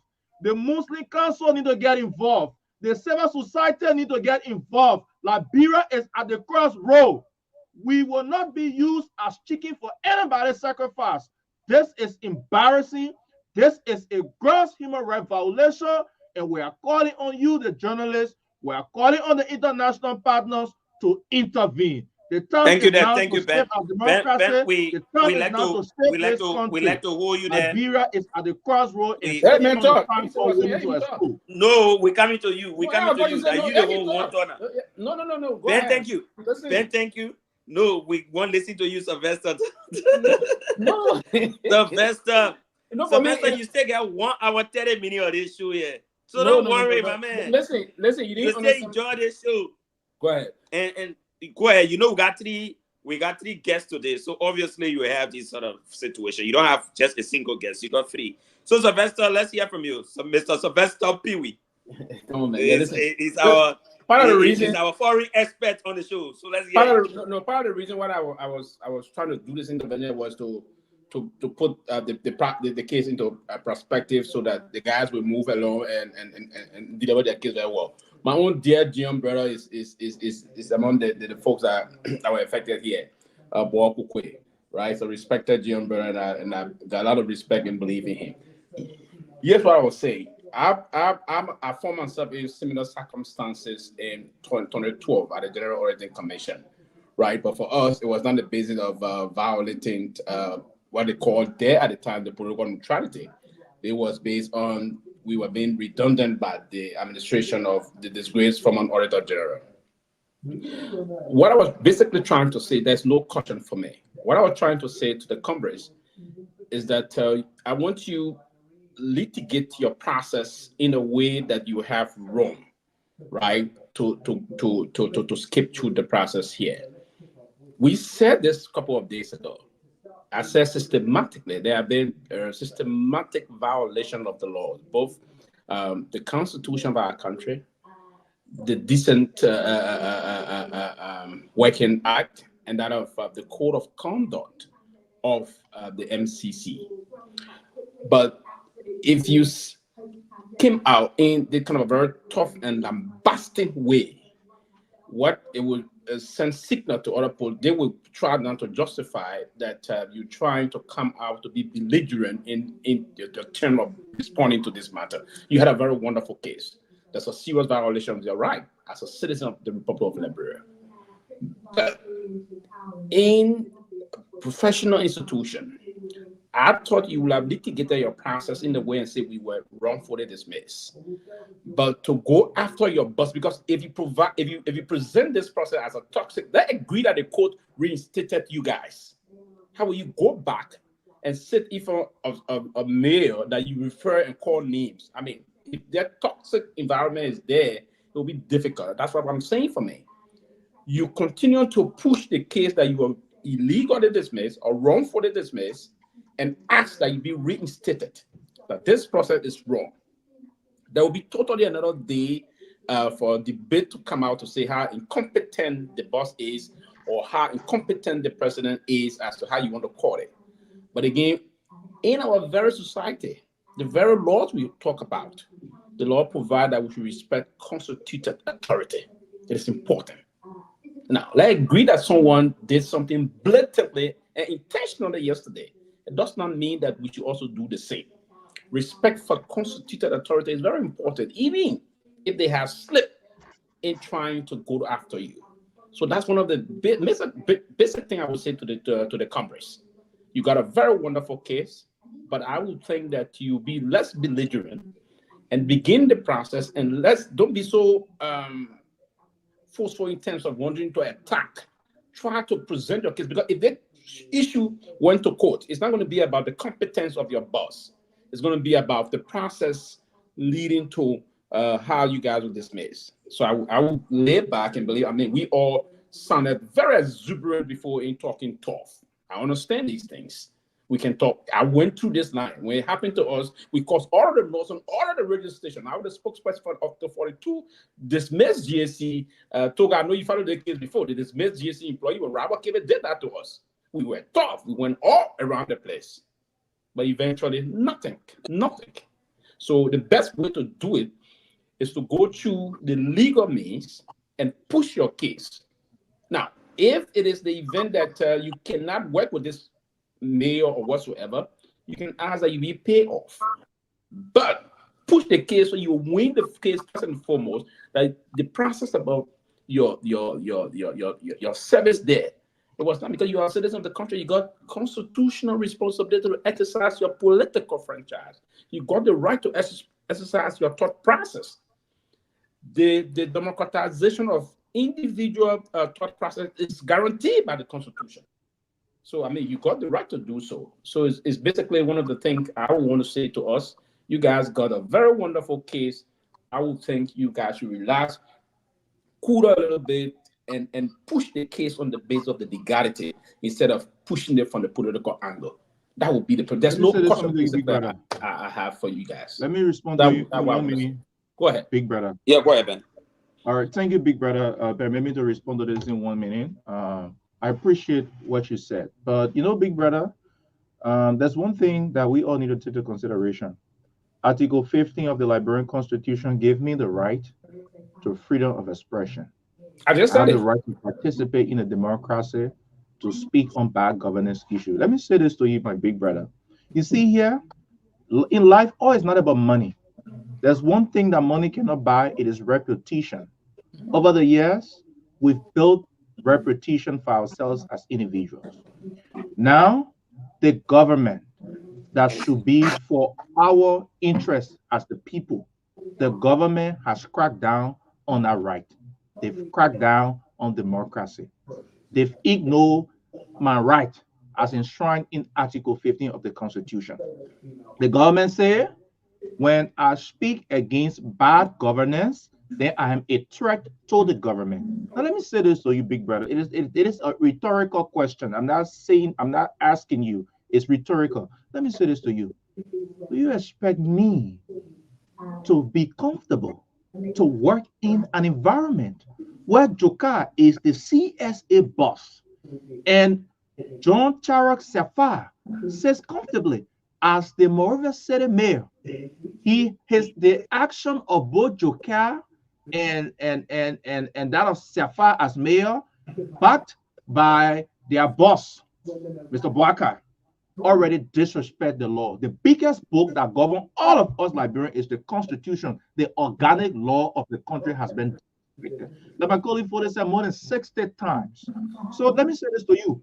I mean, we want to make this very clear. Yeah, the damage done on our reputation, the damage done on our character, the message and impression it has sent out there about us and our families. Let me say this to you. In our country history, all of the people that was labeled as threat against the government were eliminated. Let me say this to you. Today we are vulnerable. We're talking on closing argument today. tomorrow we don't know what will become of us. A few minutes ago, while on the show, Big Brother, I received a text message from an anonymous source that said the NSA and the police jointly have people after us as we speak to attack us. We are not the first, we're not the second, we're not the third. It's good people like you are in the United States where democracy, the right to freedom of association and expression is respected. It's good people are there, and you people are following the case. Closing argument. Let me say this to you. There is a reputational damage that the government got the biggest propaganda machinery. They got the biggest mouthpiece. They got whole ministry responsible to do that. Now they label us as threat. Let me say, firstly, this government have a responsibility. This government has caused a serious damage, emotional damage, reputational damage. These are grave damages that cannot easily be fixed. On a more serious note, these are grave damage. So let me say this to you. We are not here to dance at the wings and caprices of Mr. Boubacar or Joker or Safa. No, we've come to document these facts. And let me say this to you, my big brother. If you think we should hope on the court and to be says grace, it cannot work. As we speak now, if the court could work on Mr. Boubacar, when Peaches Johnson, when the Liberian National Police, or label her as a murder suspect, what did we see happening in closing argument? Peaches Johnson escorted Mr. Gregory Comer for his confirmation hearing at the Liberian Senate. There are pictorial evidences in our possession. Peaches Johnson, Queen Johnson, the girl who are here, that was labeled as a murder suspect for the death of a seditious Joshua Bar. She accompanied the police inspector general Gregory Comer for a confirmation hearing. The next thing we saw, she's been protected by the head of state, Mr. Boubacar, and she was rewarded a directory position at the National Port Authority of Liberia. Mark Jabate spoke and said the United Party government, they have paid and are bringing Russian assassins to come and kill Representative Yeka Koluba. Few minutes after that, what did we see? We saw a handshake, a warm and welcoming reception from the president, shaking the hands of Mr. Mark Jabate. These things already speak volume that the judiciary branch of our government is under attack. The judicial branch of government is under attack. When the judicial branch of government said the tenure officers at LTA and other institutions should be retained, it is of flagrant disrespect and violation of the law. What did we see happening? Mr. Boubacar chose to honor the judiciary. He circumvented the decision. He went and suspended them for time indefinite, appointed parties in patron honor of United Party and bank for founder of United Party and others at the LTA. He did not stop there. He underfunded the judicial branch of government. The Chief Justice, Her Honor Siane Yo, spoke against that. The underfunding of the judicial branch of government. I want to say this to you, big brother. There is no justice on Joseph Newman Boubacar. There's no justice for murder, for murder victims. There's no justice for illegal dismissed civil servants like us. There is no justice. There is no justice for the reputational damage the government, the President Boubacar has caused for us. There is no justice for that. What has happened now, our life is at risk in this country. Boubacar has taken breath from our mouth. As we speak now, we do not know how our children will eat at the end of this month. As we speak now, we do not know how we pay our children's school fee. As we speak now, we don't know how we're going to take care of our ill family members and relatives. As we speak now, we do not know what become of our life economically. This is troubling. There's no justice here. All of the laws have been violated. And if there's anybody who should be penalized for violating the laws, it should be Mr. Boubacar, because since he became head of state, go to Ministry of State. Before Sylvester Graceby took office as Minister of State, he went to NASCOP took over $500,000 and say going back for Bouaka, as if the Bouaka responsibility, as if the government will not give Bouaka those bulletproof armor vehicles. He took 500 plus thousand. The first corruption.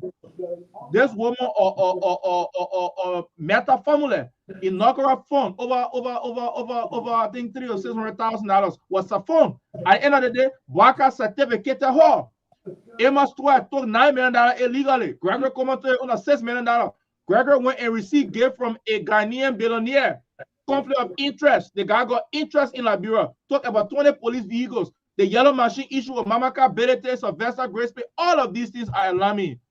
Let me say this to you. We are watching. We are documenting these issues.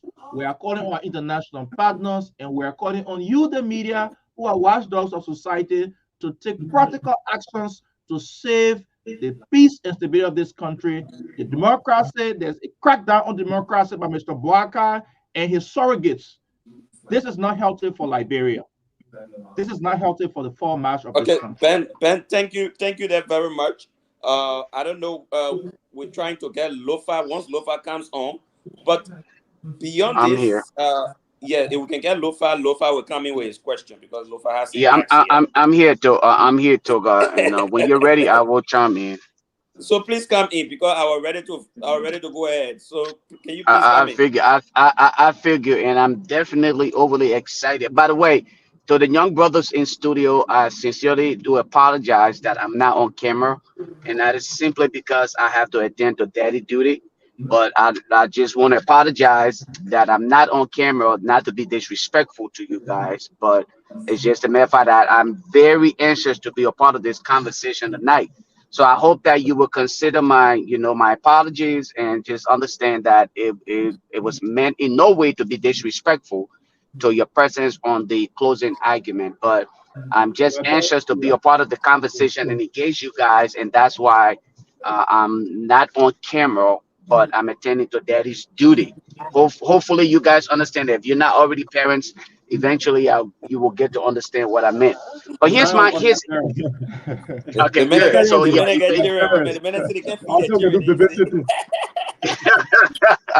okay, so but here's where I want to start from, right? I'm gonna first of all make a comment, and then I will pose my question to you. Actually, let me reverse that. Young men in studio, let me just ask you up front, and I hope that both of you will be concise in your response. Why do you as young people allow yourselves to be used for self-aggrandizement of politicians in Liberia? Why is that the case? So if you can be very concise with your response, I would like to make a statement once you're done. Why do you allow yourselves to be played, in short? So when we call for the payment of the 5-month salaries of members of the class of 46 of the Liberia National Police that were violated by the rise of that reaching salary by Mr. Gregory Como, who were not being used by any political party or any politicians, as you say. When we highlighted that the Constitution had been violated, where almost all of the political parties in this country are mute. They are not talking because they're frustrated. Someone got 1%, someone got 2%. We were not talking for any politicians. Our actions and our ability to confront the regime should be appreciated. When you see young people that have given their life to the service of democracy and the protection and maintenance of our peace, you see our politicians, we have been dismissing our politicians. No. So it is a misinformation and misconception to believe that when people speak out to protect the Constitution of Liberia, it's for politicians. We do not do political billings. We do billings for the Liberian people in the protection of the law. Thank you. If your colleague in studio, Ben, would like to respond, I'll give him a few seconds to respond so I can pose my question or my comment. That was a perfect response to that. So you can okay, great. Okay, great. So in that regards, if you can record, you been and that of the other guy in studio, and I would just speak to your. I admire the fact that you made historical references. Okay, you spoke of all of the past incidents that took place. Ben, you started off with the Henry Costa COP. At one point in time, you glorified Henry Costa. You referenced him as a mentor in several of your posts. You referenced Henry Costa as a patriot. You reference Henry Costa as anything that any young man or woman will want to be recognized as in society. Then, when you are separated, you then came back to reference the very Henry Costa that you have acknowledged, appreciated, and accepted as a mentor, to then be recognized as a blackmailer, one who will actually start mourning other people for their selfish gain. Then you moved on to establish your very own CDC COP today. That institution was a part of a major abuse of human rights where a young man was brutalized and all of you were taken to court.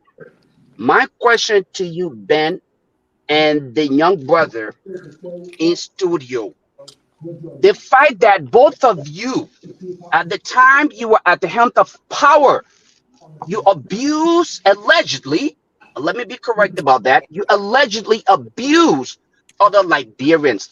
What do you make of the consistent idea of politicians continuously abusing power because they don't understand that they themselves could one day be at the detriment of other Liberians? What do you make of that? Let me have this. Lofa, how many minutes you talk? Let me have Alpha respond here. Then you say time. So to your question, Lofa. But Toga, if you want to make that comparison, then I was simply speaking of the time. I was speaking of the response. So to your question, Lofa. Guys, thank you. I want to respond. He's on the line. No, but okay, no. so let's get Alpha. Alpha, and then we'll come to Ben and Fode. All right, let's get Alpha on the call, and then we'll take Alpha, and then we'll come to Ben and Fode to respond. Yeah, Alpha, go ahead, Alpha. Alpha, go ahead. Thank you, Dr. Peabody. I would like to respond to his initial question. You see, every individual. Whoa, we don't have time. Let's go to the next question. Let's talk about the next. He can respond later, brother. Let's talk about the one right now. Due to time constraints. Let him respond. It's the same thing. You will come to it. Okay. Yeah. So go ahead. So every individual in society must have something to stand up for. And before you stand up for something, first thing you have to do is to liberate your mind. When your mind is liberated, then you can be able to stand up to liberate other people in consonance with the realities that confront these people. So we as young people, we would like to erase the perception or the misconception that we are being used by politicians within our country. We form part of a political institution and we are guarded by the Constitution of the Republic of Liberia, and we have the right to stand up to justices. When our rights are being trampled upon as young people, you don't expect us to wait for national stake actors to put us in motion. We are being led by our collective consciousness. So when injustices continue to permeate the society, you must expect us to rise up and stand up for our rights. When we see that conditions of the national government is confronting people in the very society, we should be able to stand up to fight for them. It should not be just us. It should be about all and sundry. It should be about all of the citizens in the country. So when I see that a person is being marginalized by national government, should I remain quiet because it's not alpha grade? So that as you only speak when it is alpha grade in said situation, I would like to disagree with that. So I would like to inform you, elder brother, that we are not being used by people.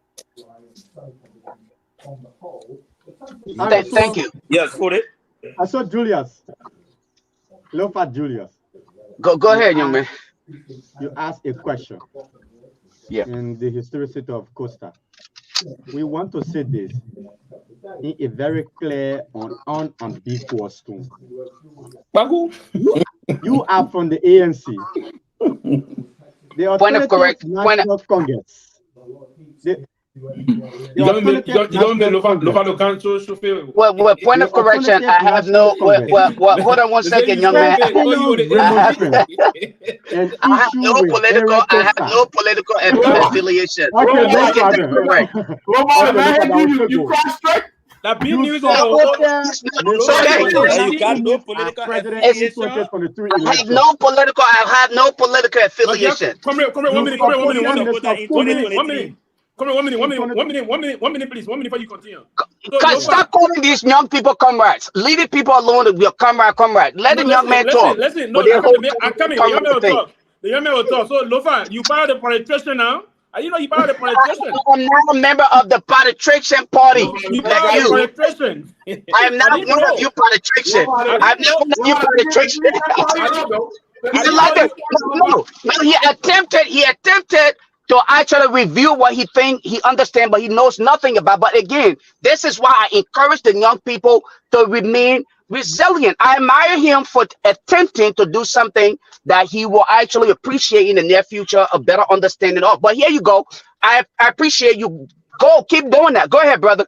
Don't let Pee-wee and other people to distract you. I admire what you're doing. No, I'm not distracting you. I didn't know you are uncovered politician. No, I'm not a politician like you. Gentlemen, please.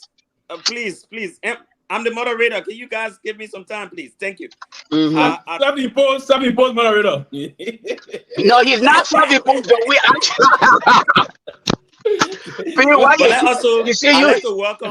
I'd like to welcome, gentlemen. I'd like to welcome Chief Sintomali George to the show. I know he putting your questions together. As soon as we get your responses, then we come to Chief Tomaling. Like 30 minutes to the end of the show, I really want the Liberian people to come in. So we prepare our Monrovia studio, so we can get some people to call in, because this thing has been a topical issue in the country, to tell you the truth. It's been trending for the last 2-3 days. So it's a very topical issue. So you guys are very bad. You didn't allow the young people to land with their answer to the question. That's not fair. At least the last 20 or the last 30 minutes to the end of the show, we'll open the lines up so the people can speak on this issue. So let's hear you for the go ahead. I'm interested in the ANC thing. Continue on the ANC thing, please. As I was saying. Yes. As I was saying. When Lofa Julius. Yeah. Who supported Mr. Alexander Kumi of the ANC in the just ended 2023 elections, having his personal political remonstrance and disagreement with Aaron Costa. That is not our business. Mr. Julius can settle how to increase from 1% to 7% in the next election. When you are not on the ground, when Mr. Julius is not in Liberia to feed the punches and pains and hungers and the brutalization of Mr. Bwaka, that is a different thing. He tried to make mention about the most misinformed process of our character. You talk about July 26th. Everyone is here in this country. We supported a regime and we submitted ourselves to court. You were here. When you check in the video, none of our faces were there. It is the C Unity Party, back then the CPP, who were angry and agitated that we left the CPP and the CPP died down perpetually. So they used July 26 as a propaganda to defame our character. When we went to court, we have been vindicated by court.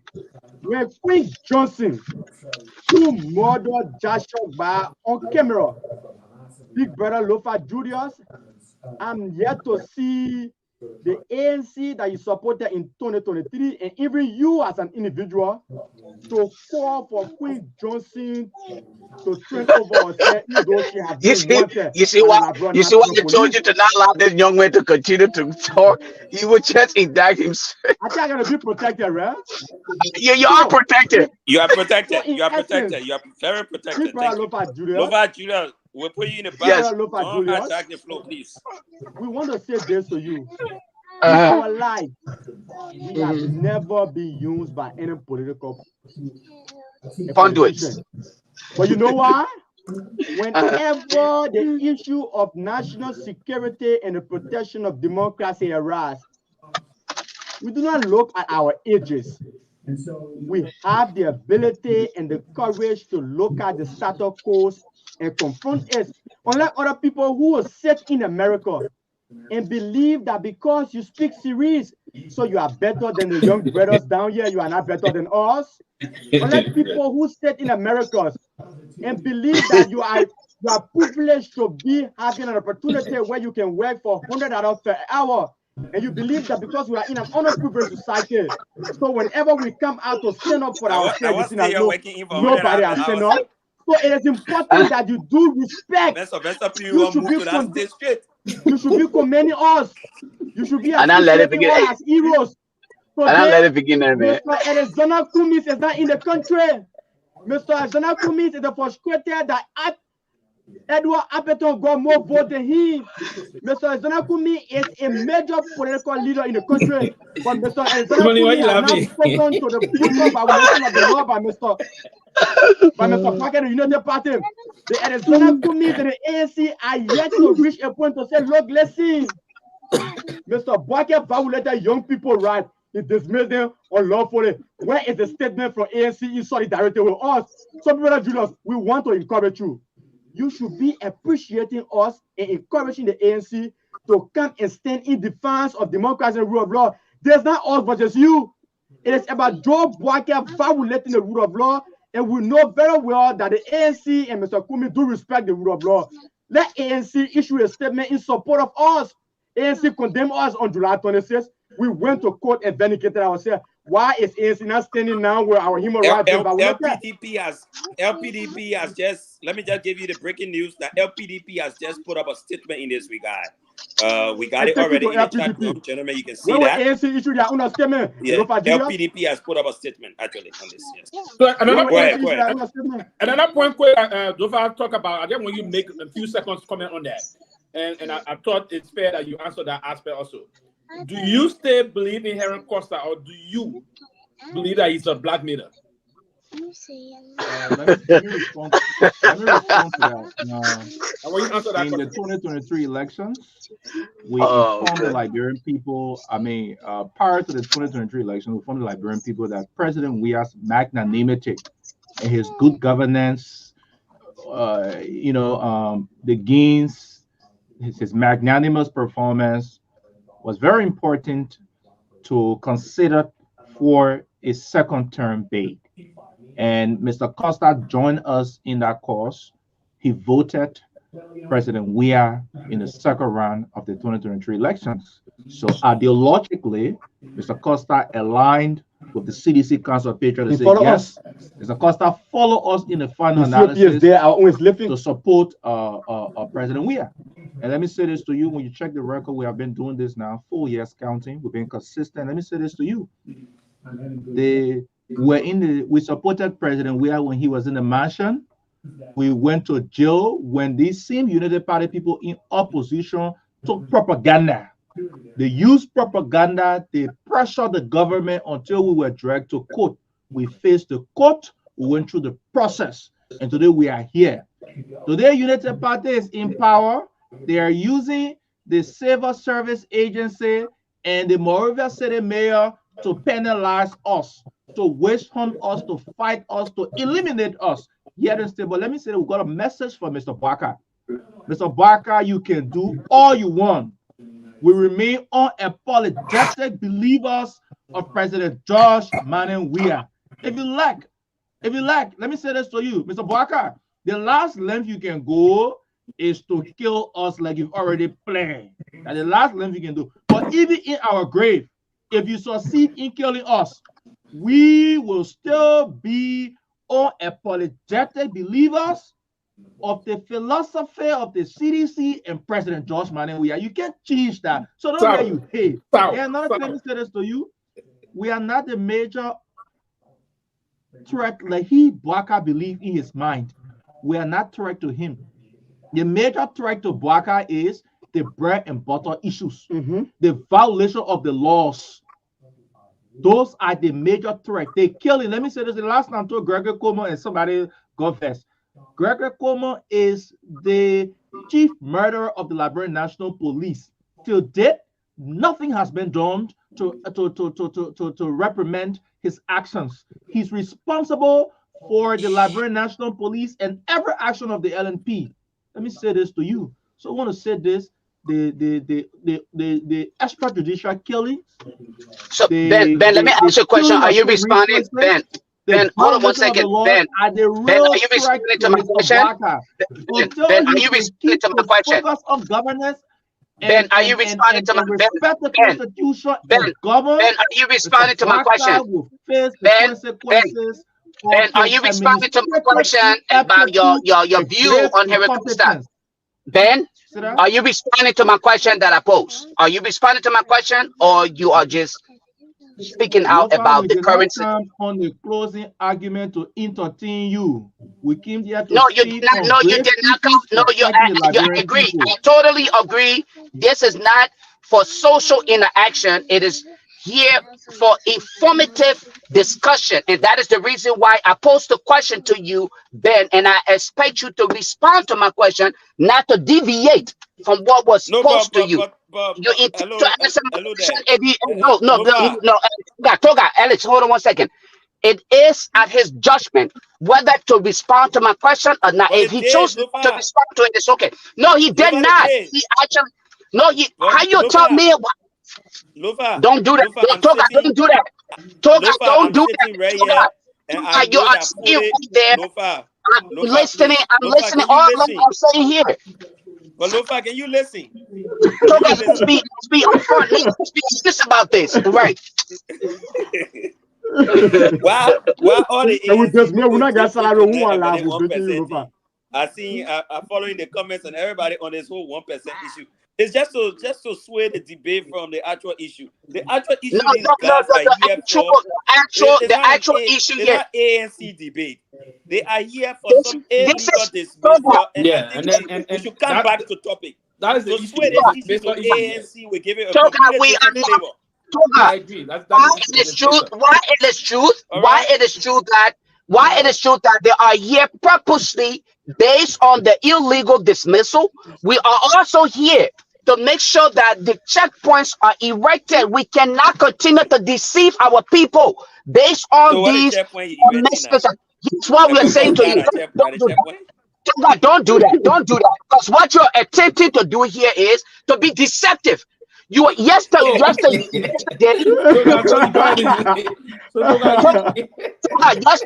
get trouble. Who get salary? Thank you, man.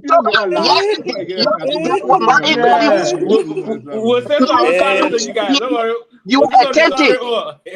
No, here's my point here. Yesterday, when Martin Colley was on here, you were all furious of the fact that Martin spoke to certain things and you did not want us to continue. But here you are very relaxed and allowing some of the statements that are being made without even attempting to at least just the statements that are made by Toga, are you conflicted? They carry their own bearing. It does not carry us. Toga, are you conflicted? Toga, are you conflicted in this matter? Are you conflicted? Not a bit more is statements. You know, are you conflicted? Argument. The opposite argument remains.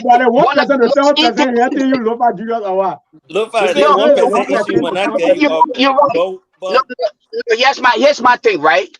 I would say this to you, Ben, and that of my young brother in studio, right? Both of you guys are my young brothers. I am solely in solidarity with what you guys are going through. I oppose and I vehemently disagree. And I even wrote, I made a post, it's on my page. and I called Josiah. I And called thank you. Josiah Joyner. Okay, I called Josiah. Listen to me. Listen to me. I first and foremost, I am a Liberian. I am not a member of the political institution that you're referencing. Nevertheless, if you are to tie me to Mr. Alexander Cummings, comparing both institutions that have had the opportunity to govern the state, I would be glad to align myself with an institution that is free of corruption. Okay? This is not Mr. Cummings. Let me say this. This is Mr. Cummings. I bet. See how you guys are. I can pay back. No, hold on, please. Lofa, can you hold on 1 minute, please? Definitely, I'll hold up. Thank you, please, Lofa. On a serious note, though, let me tell the guys, thanks for coming on. I gotta go to my son's game. That's why I had to pick my daughter up to take her to my son's game. So, but thanks to the young guys for coming on. We wish your daughter the very best. Man, the last time you told me 1 minute, talk out 1 minute. The last time you told me I was driving on the show. Now you're driving today, on this show. What your problem? See, no. There's a difference between driving and being in the vehicle and parked. Those are the differences. You can be in the vehicle. Off camera and I say you park. I can hear it. Yeah, but you know what? To prove you wrong, as you can clearly see, I'm parked. You just back. Oh, in the traffic. I want us to go back to the Pee-wee, that last soup. I want us to go back to the case, please.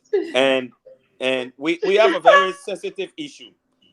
The issue has got to do with the illegal dismissal of these guys from their job. Yeah. No, this issue has got nothing to do with the ANC or so. I see some people even labeling me already. Yeah, some people already labeling me that maybe I'm against the ANC or so for no. No, your man sent me message and I'm on phone. He said that one of the men I am very lost. That you. So you see, in fact, I am an executive of the Liberty Party. Yeah, so technically, the Liberty Party and the CDC, in the ANC operated under the CPP. So technically, I am maybe an ANC guy. You don't know that.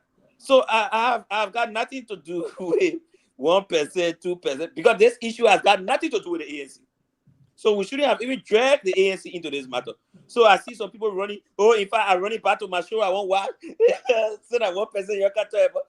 This show is not meant to talk about ANC and 1%. This show was to talk about the excesses of the Broadcast administration. So all the ANC people running away, they're going. Yeah, the people very. But I didn't meant to count about 1%. Exactly. But bro, my man. A hungry man is an angry man. These brothers lost their job. They're not going to come to a show to sugarcoat. They're not going to come to a show to celebrate Bwaka. Let's be frank about this. I agree. I've had issues with companies before. I've had issues with major corporations. I've gone to labor court and other courts in this country. And I know what it comes. I know the traumatizing situation about losing your job. So these guys have a very dedicated and serious issue. They're not going to come on a show to celebrate Bwaka dismissing it. They're not going to do that. They will be angry. So anybody that will be seen like pushing into the wall or making hypocrisy of the situation, they will rumble you, your institution, everything. And we got to know this. They will decimate you. Of course. So I empathize with them, you know. And I will join it. I will join it to decimate the person too. First of all, let's just throw you there. Yeah. Let's bring in Chief Tomali George, please. Chief Tomali George, then you can pick up from there. Thank you, man. Thank you, guys. Guys, first of all, let me welcome the two esteemed gentlemen, Fode Massacre and Ben Believe Tokba. Smart young guys, young comrades. You know what I was laughing for? I've been following the show all throughout, so the ANC folks were all supporting these guys initially throughout the show. By the time they attacked the ANC, the language changed. You have a message now. You should have brought the ANC. You made Lofalo, he attacked the ANC. So I'm giving you guys Getting got moral support. As soon as I attacking, I said, "Oh, really?" That's why was it? What the guys? That one person you thought about the minute bell. So Sylvester, but guys, Sylvester Pee-wee, you can read this. Can you see it? Yeah, I'm seeing it. What the person saying? They say you're talking. No, the person is saying they are taking these guys from job, and they thought they would be giving them the job, but they are hiring secretly. The person is Daniel Basketball Johnson. He's a staunch UPS, and this is what he wrote: "You're taking the jobs from Citizens, secretly employing your girlfriends, boyfriends." I know. Quickly, I'm coming to you. I just want to read it here. You pick up from there.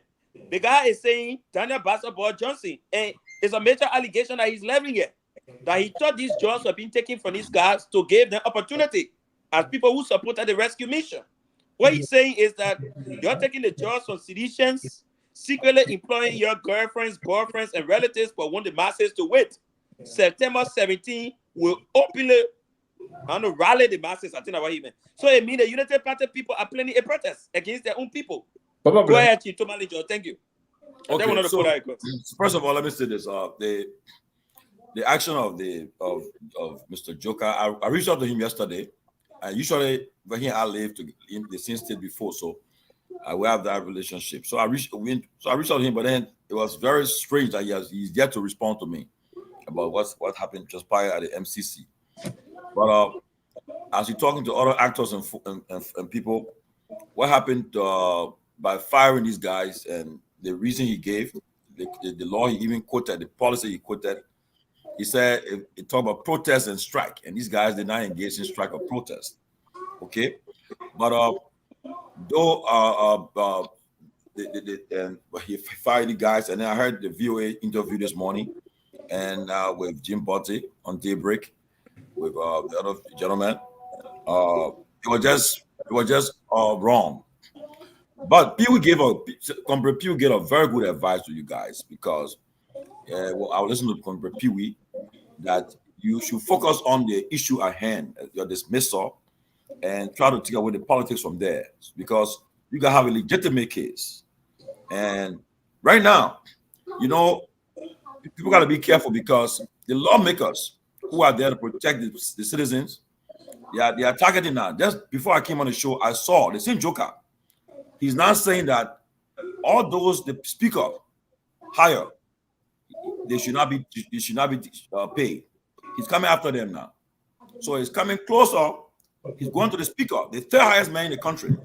He's attacking his staff now. He's saying when he said that, sorry for intervention. When he said that, I also released I saw, but I've been feeling they've been going back and forth with that thing to the point where he said the speaker won't He's going after now the speaker of the House, that his staff he hired, and they should not be compensated because and first of all, it's not his business. The speaker hires his staff. It's a prerogative of the speaker to manage his staff. They work in his office directly. But for him to say he's gonna stop the speaker's staff benefits and so forth, I think he's crossing the line. But perhaps this will be the time that the lawmaker will act now, because if they continue to sit down and allow this abuse of power to take place, it will exacerbate and to a proportion that they won't be able to handle. And I'm hoping, because I know Sarah watching this show tonight, I won't call their names, but top people in the government watching this show right now as we speak, and they are listening to these guys. They may think that these children are just making noise or so, or making talk. Forget about the politics for me, but they're making some legitimate concern about they have families to feed, to take care of. You take young gentlemen from the jobs, you expect them to just sit down now and you say, oh, they do nothing. You can't do it because of politics. Because I've been giving this warning to people on the show for the last week that we gotta be very careful where the country is heading to. Anything can happen. It won't be good for the good of the country. It's by the time the president takes the necessary action to understand that this country is divided. It's take it or leave it. President Boga won with 50.6. President we have 49.3.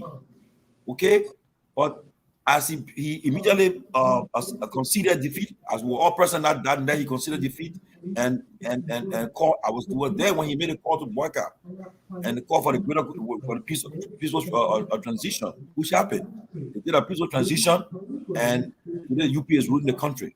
But what we have seen over the years, over the last couple of months, is targeting seditions because of the politics that play. I think it's wrong.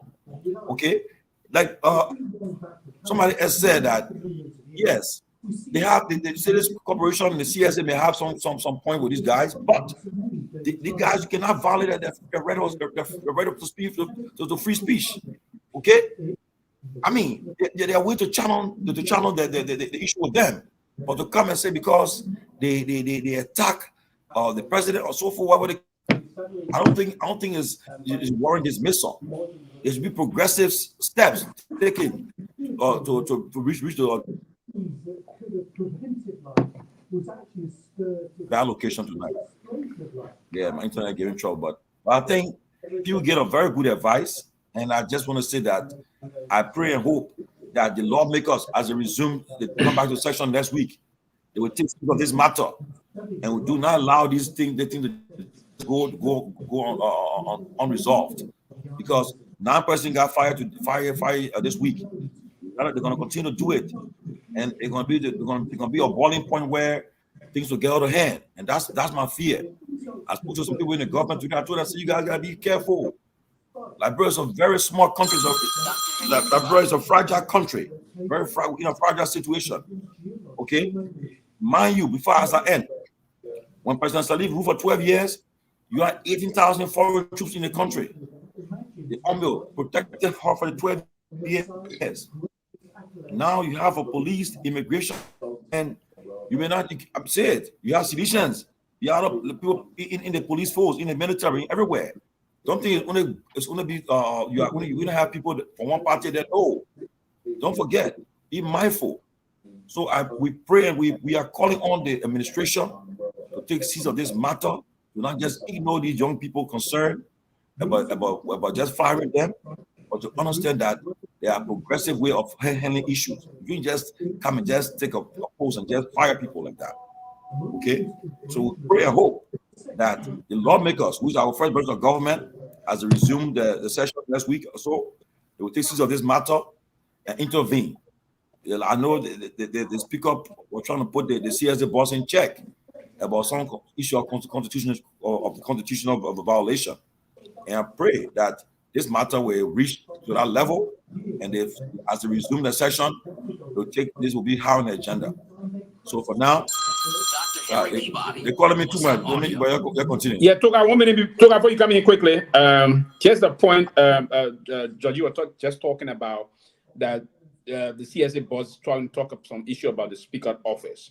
I just love to inform the public that the Speaker of the National Legislature, basically, and the House of Representatives got his own budget. The Speaker hire in his office, they are not paid through the collective National Consolidated Civil Servants pay salary structure. No, I need to learn more. But the structure and the bureaucratic procedure of our governance system, the Speaker will have to have his own budget exclusively. The Speaker and the Deputy Speaker budgets are precluded from the budget of the National Legislature. So I thought to make this, so they will see the amount in the budget. For instance, they will have $2 million. They will know to hire special staff members that would perform certain job they so desire. So I think the CSA boss, I don't know what you're already talking about. No, Speaker do have his own budget. Yes, so just before the guys come in to speak to all these issues, I think the issue about comes from the central administration. Oh yeah, but the central administration staff that's not part of the Speaker. So I think they did a payroll audit, and then they came up with some vacancies that they filled in, all of that. Okay. But normally the central administration has got something to do with the CSE. No, it is. After the entire verification process, where the problem has been is normally the CSA will say, okay, maybe you're adding additional staff, the government does not have the money or so, but we're in a chat room where the speaker actually came in, and the speaker said they got some 800,000 floating to pay these people. So there should be no issue because the legislature budgeted for it already. Okay. So even the legislature brought in new people in the central administration and they got money in their budget to pay these people, there should be no issue for the CSA. If there was no money, then the CSA can raise concern that, look, the government does not have money to pay for these new people in central administration. But the speaker said they got something around 800,000. Now the speaker sent for the CCSA boss, I think on a Saturday, because the speaker said he works every day. So he went to work on a Saturday and sent for the CSA boss so they could look at it. The CSA boss texted the speaker back to say he wants to kill him. Why is he inviting him to Capitol building on a non-working day? So it became an issue. All right. So this is where they are. But I'm sure, like you said, when they open next week or so, when the legislature opens, it's going to be a serious tussle with the CSA, the legislature, and all the other things. Because I think even on the gas issue, there are some lawmakers that already got letters set up on the floor of the legislature, which is set that I know of. But the issue is, I think right now, that they're not fully sitting, so some people holding back and waiting until the actual time. But it's going to be a topical issue for a long time. So, gentlemen, you'd like to respond to what Tomalin said, and the rest of us, we'd like to listen to you on that. Yeah, thank you very much to Saint Tomalin George and to you, Mr. Beta, yeah, and Big Brother Sylvester. Let me say this quickly. Again, as a premise on this aspect of the conversation, we as dismissed employees of the Monrovia City Corporation, we do respect Mr. Alexander Cummings as a statesman in Liberia. And in this period where the laws are violated, where Mr. Boakai is operating outside of the Constitution, we think it's important that critical voices like Mr. Cummings is being heard on these critical national issues. He is a stakeholder in the border politics, and we hope that the ANC can be able to have an official position as a political stakeholder in Liberia, a reputable figure like Mr. Cummings' voice, condemning these acts of grave human rights violation will be very important in the cause. At this point in time, to save the country requires all hands on deck. But let me say this to you and the entire panelists. This is troubling. Like we said from the very beginning, what we do here is on the basis of conviction. We are not used by politicians. We are Liberians. We have the right enshrined in Article 15 to freedom of speech. The Abdullah Kamara Act signed by the government of President Weah, that law is still effective. Liberia is a signature to the Rio de Janeiro Accord. We signed to that. Therefore, even you, the media practitioners, and also citizens who have access to information, who have the right to information, should also be protected under those laws and international regulation and best practices. But sadly, under Mr. Boakai, we have seen the flagrant disrespect of the rule of law. We've seen stealing has been institutionalized. Thievery is the hallmark of the day under Mr. Joseph Newman Boakai. Now, let's read the government a little bit, because these are the reasons why we're dismissed, by pointing out the ills of the Boakai administration, even in the United States, I believe. And we watch these things on camera, that even in America, citizens raise issue on governance, government policies are critiqued on a daily basis. Let me say this to you.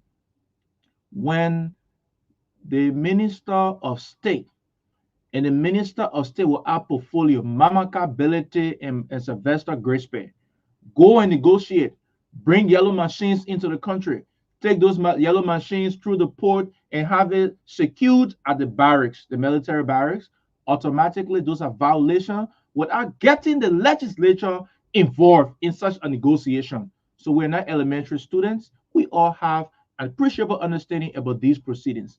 The next thing, the killing of Liberian citizens by the Liberian National Police, we documented that. Taking $8 million from the Central Bank of Liberia to fund SIB financial weakness and what have you, because SIB Bank facilitated or financed the campaign of the Unity Party. Those are issues we raised up to now. Mr. Boakai is being tight-lipped on the issue. when a junior official of government like Matt Jabate threatened to kill a sitting lawmaker, Mr. Bwaka is tight-lipped and offering a handshake. These are things we're observing on a daily basis. When gunmen, officer or personnel of the armed forces of Liberia were sent at the airport, the Rabat International Airport, during the arrival ceremony of President George Manuel Weah, Mr. Bwaka is being tight-lipped.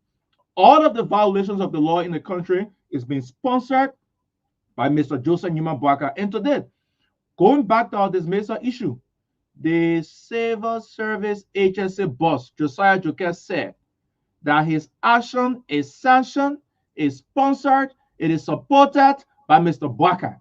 He said he's working. The video is here. He said, everything I do, the president is in the know. He said the president is cognizant of this fact.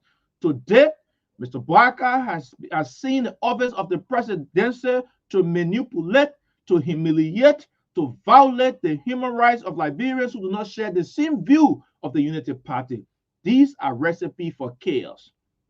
The 9 of us are not just the only Liberians going through this mental tumor, this human rights violation. The last time the Ministry of State, 700 plus human beings were dismissed. Another time we checked at the Labor Ministry, similar thing happened. At the Ministry of Transport, a lady lied down under the vehicle of the minister protesting against the witch hunt. These things are recipes for chaos. For us, it became a mandate. It became a mandate from the executive mansion. Mr. Bwaka instructed Joka, go and remove them from MCC because I think they disagree with me. And Joka King was amended. I don't know whether you people are playing that recording to listen to a big brother. Let me say this to you. Listen to Joka mandate. Listen to it keenly. Joka said that 9 employees should be dismissed with immediate effect from the Monrovia City government because those employees are threat to the government. Those employees spoke against Joseph Bwaka. Those employees spoke against government ministers. Those are the reasons for which we were dismissed. Were dismissed without being heard, were dismissed without due process, our benefits denied. The month is about to end. We got nothing to hope on. It is not the literature that will feed our families. It is not the literature that will send our kids to school. It is not the literature that will put food on our table. It is not the literature that will send our family members to hospital. It is not the literature that will pay our house rent or pay our bills.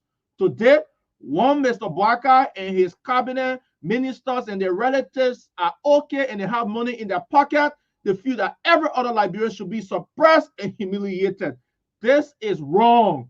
Today, when Amos Stewart sits at LPRC and they're receiving hundreds of thousands of dollars, his house, now the roof has been changed to Decra roofs. They feel comfortable. They got nothing to say. Amos Stewart is the Secretary General of the Unity Party. He is the LPRC boss, comfortably seated there. There's no issue Mr. Bwaka see with that. It's a violation of the code of conduct that a public official will have a political party position. Everything Mr. Bwaka criticized during the campaign, I think Mr. Bwaka is doing. In fact, he has quadrupled everything he even criticized about President Weah. I think Mr. Bwaka has quadrupled in his actions. These things are wrong. These things are against human rights. These things are humiliating. These things are demeaning. There is emotional damage here. There is reputational damage here. Today, our family members are living in fear. They are panicking because the man who sits in the highest office of the country has labeled us threat to the state. Not only injuring our peace and security, our well-being as Liberian citizens, Mr. Bwaka has deprived us the right to be able to sustain our families economically. He has left us with no alternative. As we speak, we have no alternative. He took that from us. In civil service, some of us have 21 more years remaining in civil service. When you are employed, we have 25 years plus to be with MCC. In the confines of the law, 21 of that year has been erased by Joseph Newman Bwaka, leaving us with no alternative. Bouakai come for pick up comfortably from rehab with millions of dollars to go. He and his children eat, they sleep, they celebrate. His ministers are flying up and down. He's in private jets. Why he has deprived us the little that should be put on our table to feed we and our families. Not only that, he has labeled us a threat against the presidency, and we know his government now has labeled us a threat, and they are coming after us. They are treating us a threat. The left of Foden Massacre, the left of Ben Tokba, the left of Kentre Pelena, the left of Alpha Gray, the left of Gabriel Richard Singman, the left of Boy Kokwe, the left of Harry Saleh, and all other compatriots who are victims of Mr. Bouakai dictatorial action, the kleptocrat, the tyrant, and these are this. Let me say this to you. Somebody said on the show, and the tune should be appealing because let me say this to you. Murderers are rewarded with lucrative jobs under Mr. Bouakai. Today, if you want to maintain job under Joseph Bouakai, just be vindictive and be a murderer. All of those people who stood as murderer, Fraser Yumale is a murderer. He killed. At his instruction, people died. He is the Internal Affairs Minister. Even the traditional council head, Zanzan Kawa, was witch hunted, booted out of the office because Bouakai does not want him there. That is the extent to which the country has reached. Today in Liberia, to have job, the prerequisite is to be a unity partisan. When you are unity partisan, you are rewarded a job. If you are believed to be a supporter of President Weah, like we are unapologetic supporters of President Weah, we are denied access to work in our country. We are labeled as threat against the state, and our life is on the line. This is troubling. We call on our international partners to intervene, and the time is now. There's no other time. Thank you there, Ben. And I hope we can get Ansou prepared in the studio, so we'll be able to open our lines to the public to be able to make their calls. We ask Tomalin George once he comes on, so we can get our diaspora callers also set in and ready. So Ansou, if you're there, you please get prepped up so we can be able to bring in most of our calls from Liberia, and then we're asking Tomalin George to also help out with the calls in the diaspora. So what's your next course of action just before Ansou begins to set up for our callers? What have you done? What have you done next?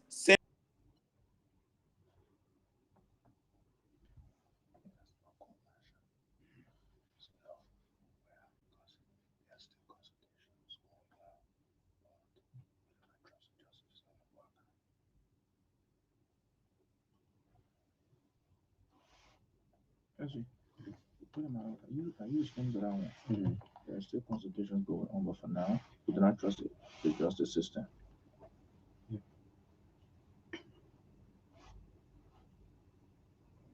Henry, you're opening the lines now.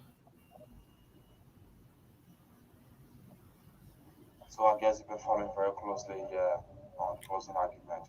Our phone busy tonight, so that's what happens. And this program is going to relay on Hot FM 17.9, Truth FM 96.9 in Nima County, South PA, or affiliate radio stations.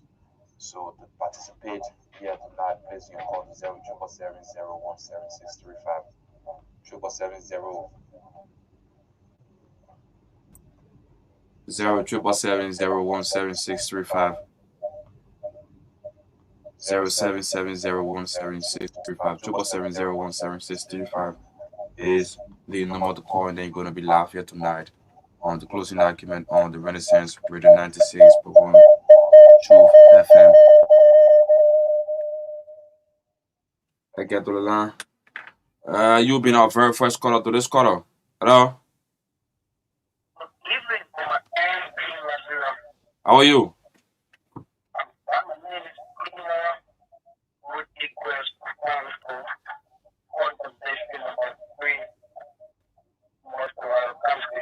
Go to the point, 1 minute.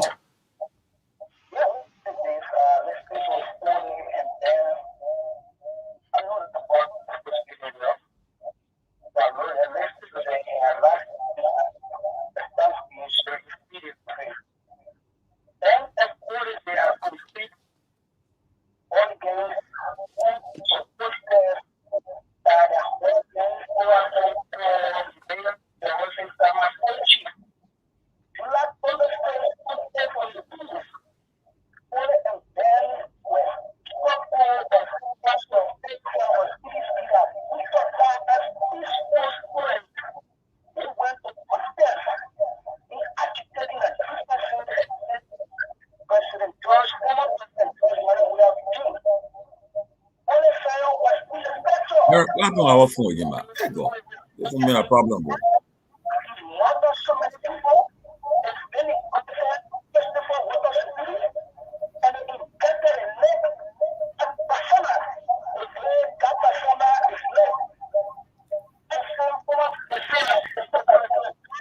Very line bad, man. Line's bad. Much better? No. So Heron, go ahead. Cut it off, man. I hear myself too. So what happens is that when I'm talking, you have to mute yourself. You mute your mic, and then the man on the mic give me your own way, so the feedback will not be coming. But as long as your mic is open, the feedback will keep coming. So 770 770-176-350 So let's give it a try again and see. To this caller, hello. I'm okay to you.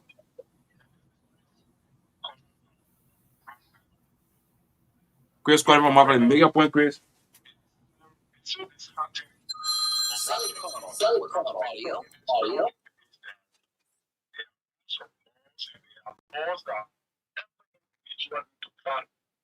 You have the constitutional law that is written, you got the statutory laws that are written, constitutions, and then got some.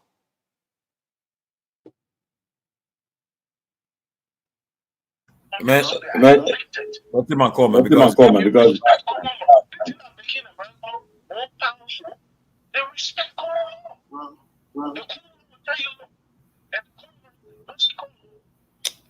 the point is the question.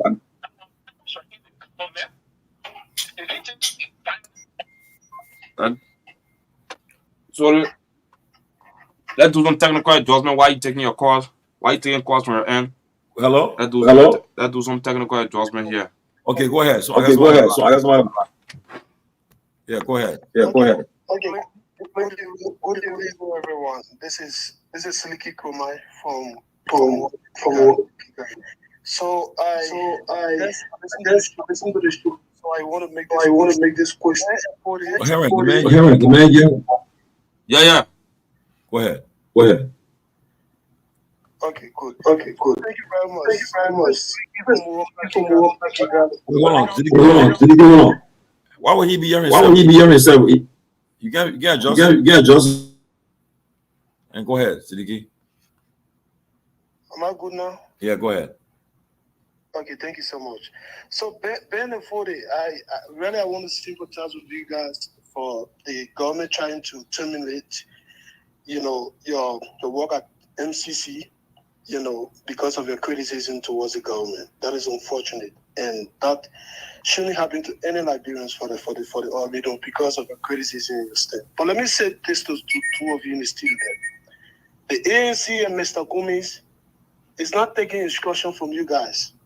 You come to studio and say ANC will issue statement in solidarity to your termination. No. The ANC operate. We ran a campaign in the last election in Liberia, invested a lot, campaign more than any other political party in Liberia. The party both of you supported, the CDC, vote in order to make it to the second round. And none of you guys could stand up and speak. Before the election, ANC was the third biggest party in the country. But all of a sudden, they just say ANC that 1%. Happen to everybody be ANC. None of you speak to that. All the Liberian people right now that complaining, say, Kumi must speak. They never stand up and say, look, this is not a result for the ANC. You all said, yes, ANC is 1% and all kind of stuff. Now things go against y'all. Y'all want to be crying all over and say, oh, ANC should issue statement and all of that. It doesn't work like that, my brother. And Fode, I follow you most of the time on Facebook, my brother. You're a passionate young man. You care about Liberia. You write on Facebook. I just hope you can use that energy for something that's my brother.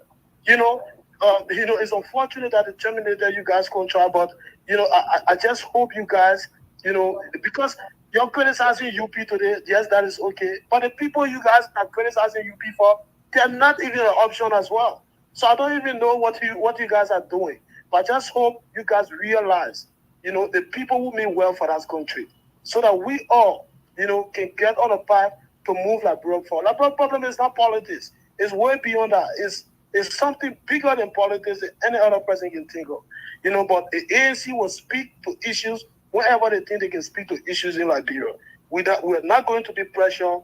Mr. Cummings has invested so much into Liberia, but the only thing Mr. Cummings has getting in return is hate. People trying to lie on him, trying to bring him down, and all kinds of things. It's not going to waste his time on that. So you guys, this is what you guys sign up for. When something happens to other people, it's not in your interest. You're just quiet down there and continue. Nobody cares. And now you want ANC to speak out. No, it doesn't work like that, my brother. So wish all of you guys all the best. And thank you very much, Brother Timothy, for all you guys continue to do for Liberia. Thank you.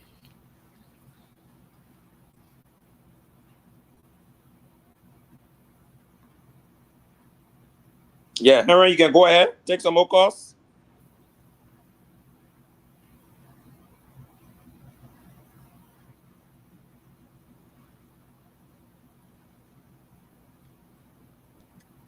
Triple 701-76350, 770-17635 to this caller. Hello?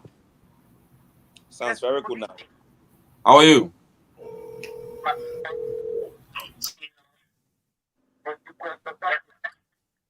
It is much better. Yeah, go ahead. Let's see.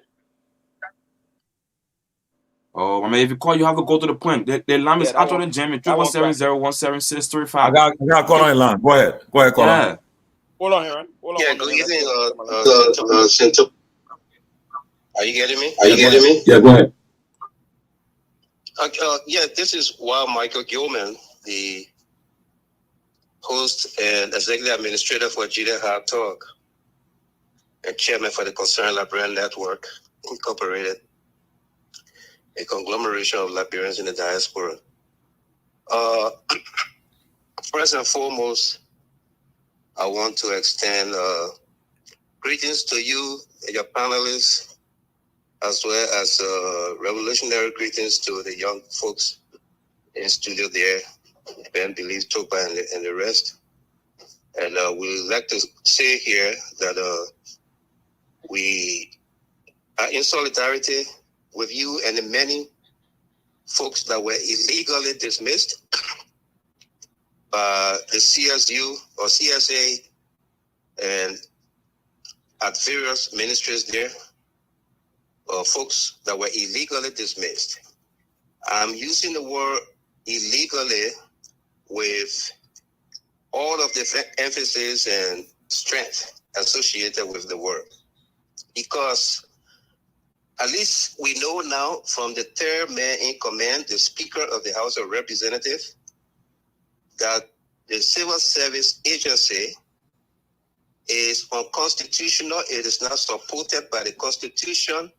It has no standing. And as such, the joker that is heading the CSA, call himself Josiah Joker, needs to be made to understand the mandate given to him by Joseph Yuma Boakai. You will recall when Boakai was campaigning for the 2023 elections, he said, and I quote, "We're not going to take all of that.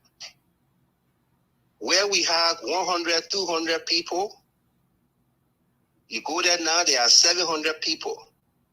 We're going to cut them down, and they came with their salaries. We're going to cut them down, and we're not going to take all of that." End of quote. Those were Joseph Boakai's exact words. So by him naming Josiah Joker to the CSA, he went with that mandate to cut down civil servants, regardless whether they are qualified or not. He did, and he's continuing to do so. And so the Civil Service Agency should have been decommissioned ever since the House of Parliament, the legislature, led by Speaker Kofa. All right? That young man should be declared a non-governmental material. Josiah Joker. They should cease funding, defund the CSA, and everybody that have been dismissed, out of their ministers, the various ministries, agencies of government, where Josiah Joker sent letters and see doing hair counts. Everybody need to come together and march on the Capitol to your direct representatives. This is no time to play about it. The great Chinese writer Sun Tzu, he said, every animal with blood in its veins, horn on its head, when attacked, will fight back. Okay? How much more about human beings that have thinking faculties, that know the difference between right and wrong? How can you infringe on people's civil liberties, their rights? Okay, I read a piece from the former mayor Jefferson Koji today, and I want to encourage everybody. Don't look at it, it has 1 million characters, it's too long. Read it. There's a lot of things he said in there. And what got to me was the amount of people in key positions that they left in place at City Hall. All right? You're talking about human resource director, police director, this, that, people in high positions.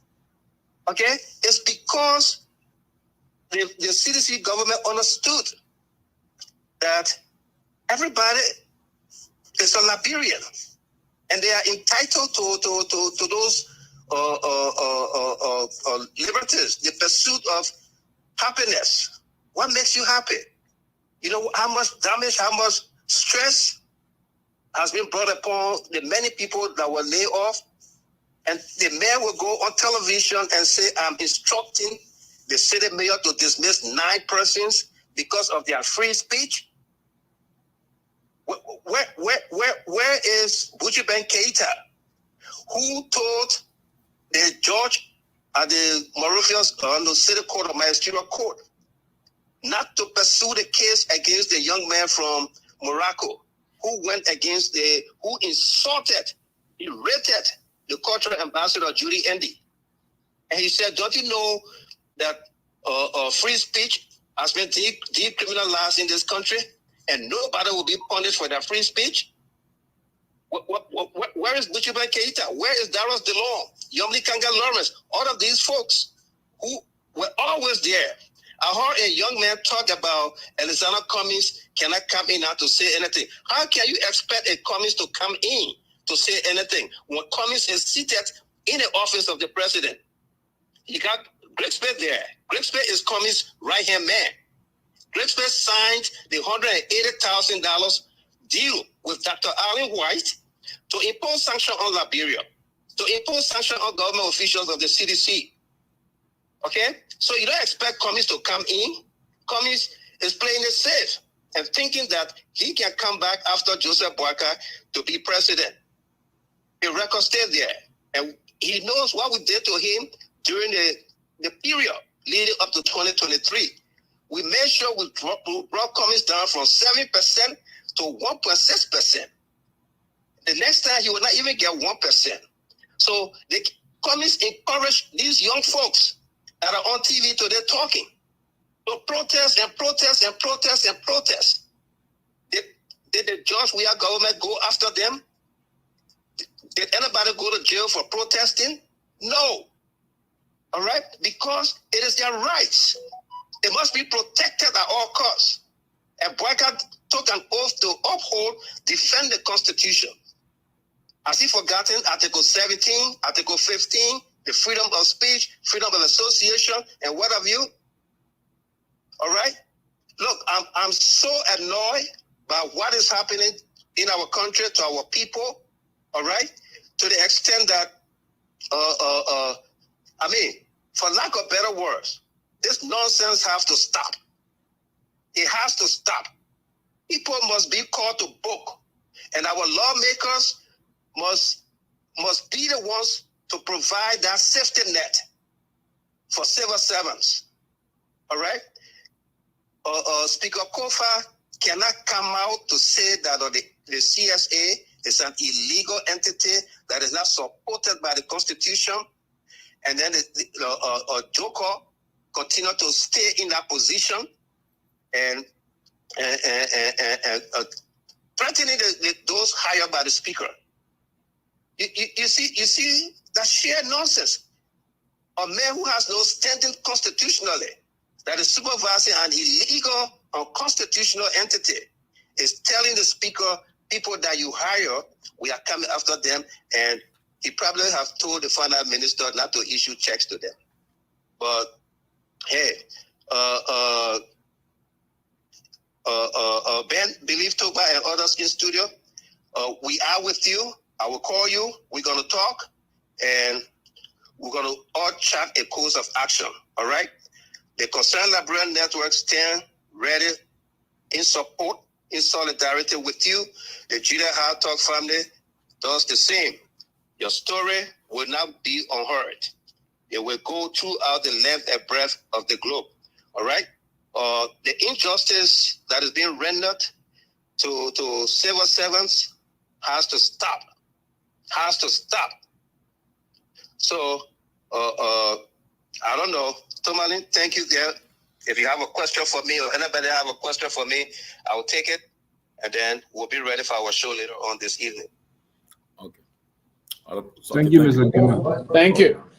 No doubt.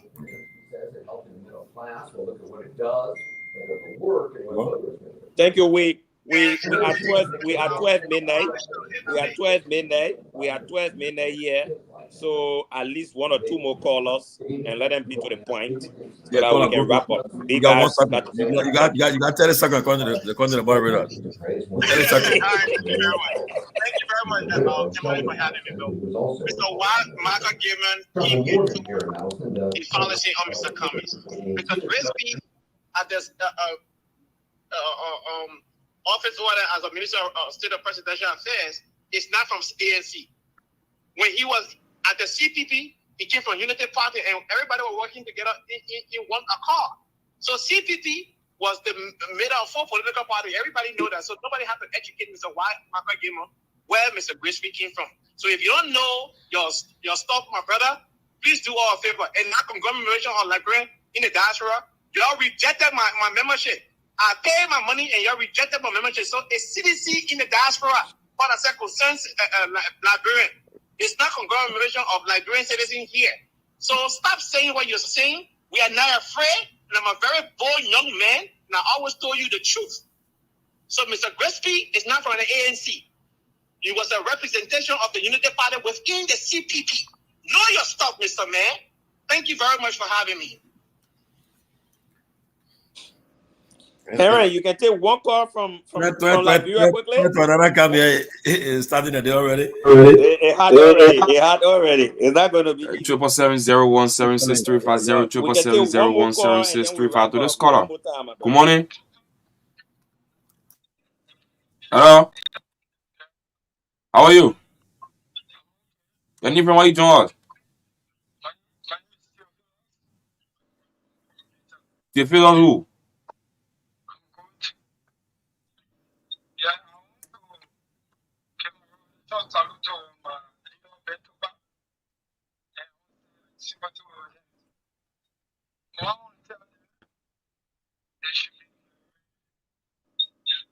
What they're doing, because we know what Baka is selling to. No one is talking in the case. Someone said that one is one is happening here. And we're not in case of protest. We are going to use the law because the national community for us. Okay, thank you. Thank you so kindly. 077701763. No, Bennett 40, we got to take you finally. We on the hour. We got to take you finally. But thank you guys for being in the studio this late. And we hope you watch your steps as you get out of studio tonight. But we'd like to listen to your pattern comment.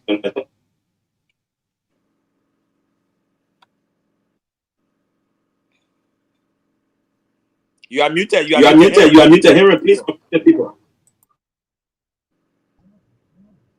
Okay, so good. we want to remind the Liberian people about Article 3 of the Constitution of Liberia that talk about the structure of the state, the legislature, the executive, and the judiciary. Honorable J. Fonati Kofa is one of the best speakers in the history of the country. People can have their view. But the way Honorable Kofa has managed his sense of centrism to have a space with such an abusive and arrogant executive, having a stable legislature now, we may appreciate him. Honorable Kofa, the dismissed employees of the MCC are pleading with you in the national legislature to please intercede in this matter. We want to go to court? Yes. Do we trust the court? No. The Supreme Court, the highest court in the land, have been disrespected by the same government. The Constitution, the only reason why Mr. Bouaké is president, have been violated over 69 times. So we said this to the Liberian people in general. Mr. Alexander Cummings is one of the most decent, productive citizens in the history of this country. We want to encourage him and remind him and the people in ANC. The elections of 2023 do not reflect the overall reflection of the Liberian people. And the people say Bouaké won election, and Bouaké fading the people. And they say Edward Appiton came there. Where's Appiton today? Appiton is a ghost. So, Mr. Cummings, don't let nobody tell you that the Liberian people are ungrateful. ANC is a vibrant political party. We look forward to working with the ANC. We look forward and want to urge all other opposition political parties. Our issue today is not a political issue. We do not have money to take care of our families and our children right now. That's not a political party with Philippines. So, Mr. Cummings, being a fatherly figure, we think it is decent enough for the ANC to issue a statement in solidarity with our misfortune. It is not because we are ordering, no. It's because we are Liberian. It's because Mr. Cummings is a leader of a political institution that one day might take state power in this country. So the people in ANC, you are not our enemies, you are our friends. We are all collaborating now to fight, to defend, to protect the state from the Bouaké decadence and the Bouaké's inaptitude. So finally, to our international partners, our lives are not safe in Liberia. When a CSA director who do not have any understanding of security intelligence call on and describe us as threat and dangerous, it means that the NSA, the National Security Agency, have been ordered to kill us.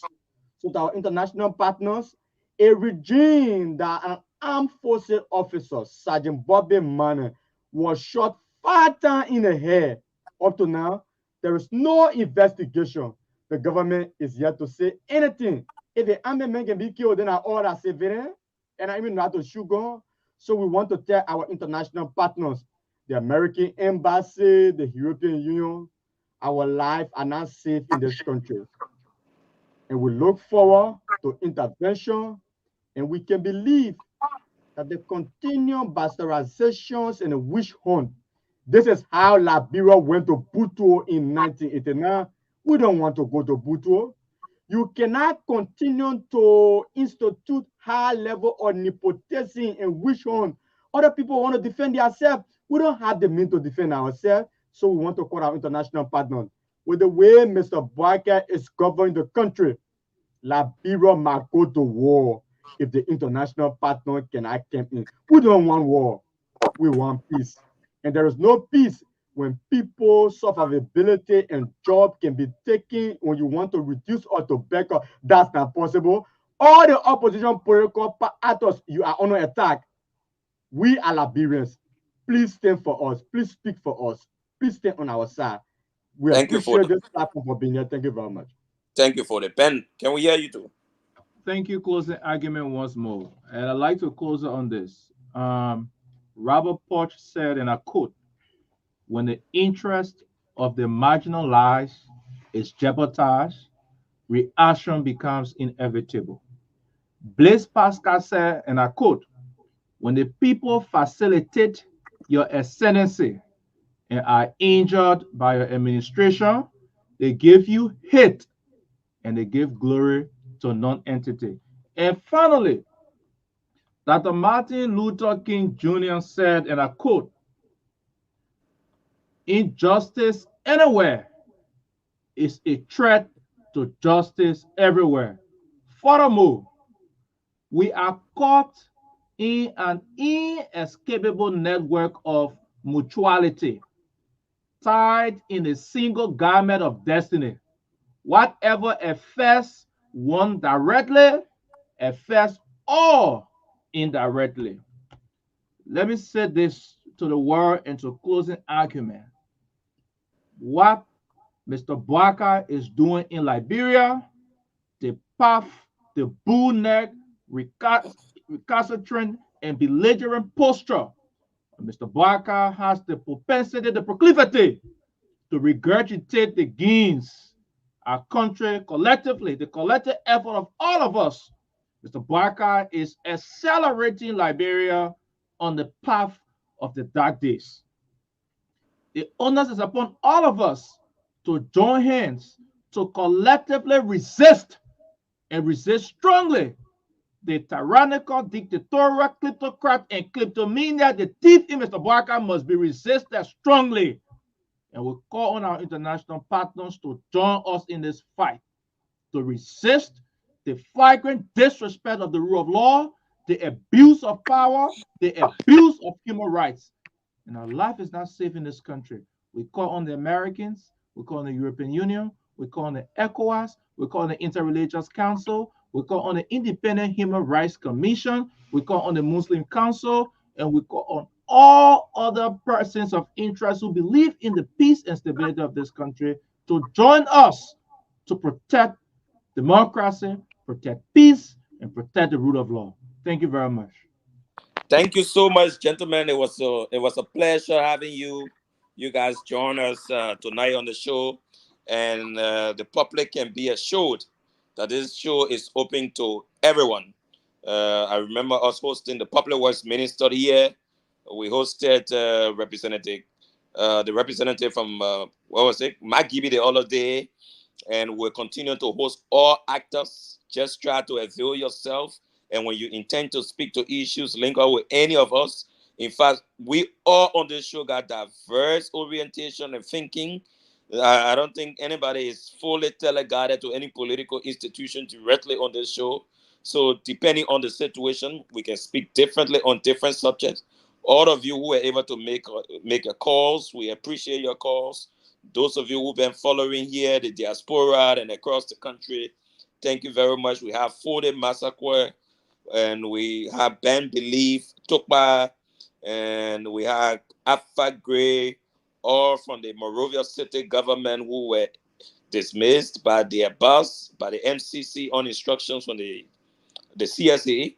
We had them as our guest tonight. We'll do our rounds of closing argument. We'll start with Mr. Sylvester Peewee, and then I will come through, and then Tomalin will end and wrap up the show. Thank you very much. Mr. Peewee. Yeah, thank you deeply. And let me I say to our dear comrades, the brothers, that we share your pain, and it's not an issue that we hear. We always be in the struggle to identify with our fellow comrades in this kind of a struggle. And I will hope you take key and allow other state actors play a major role in this process. I believe there will be some level of resolution that may be very amicable, that you guys will go back to work and basically on that. Let me quickly clarify here, because this is the kind of society we have serious perception problem. We have a lot of weaklings in terms of reading, and people don't listen. People listen so they don't pay attention. I seen someone coming in the chat in the comment feed here saying that I attacked Mr. Gilman. Let me inform you that I was not the person that spoke about the diaspora process. I didn't attack Mr. Gilman. I thought that as much. Since Mr. Gaiman spoke, I haven't spoken. So again, it's not my responsibility for people to not comprehend. That other people don't just comprehend. People are lazy. That for you whatsoever, it's unfortunate. I hate to do this, but I don't like someone using my name in this kind of a line. If you can read or if you can understand, you don't know how to say things, I beg you. I didn't say nothing about Mr. Gaiman. I didn't comment after he left the line.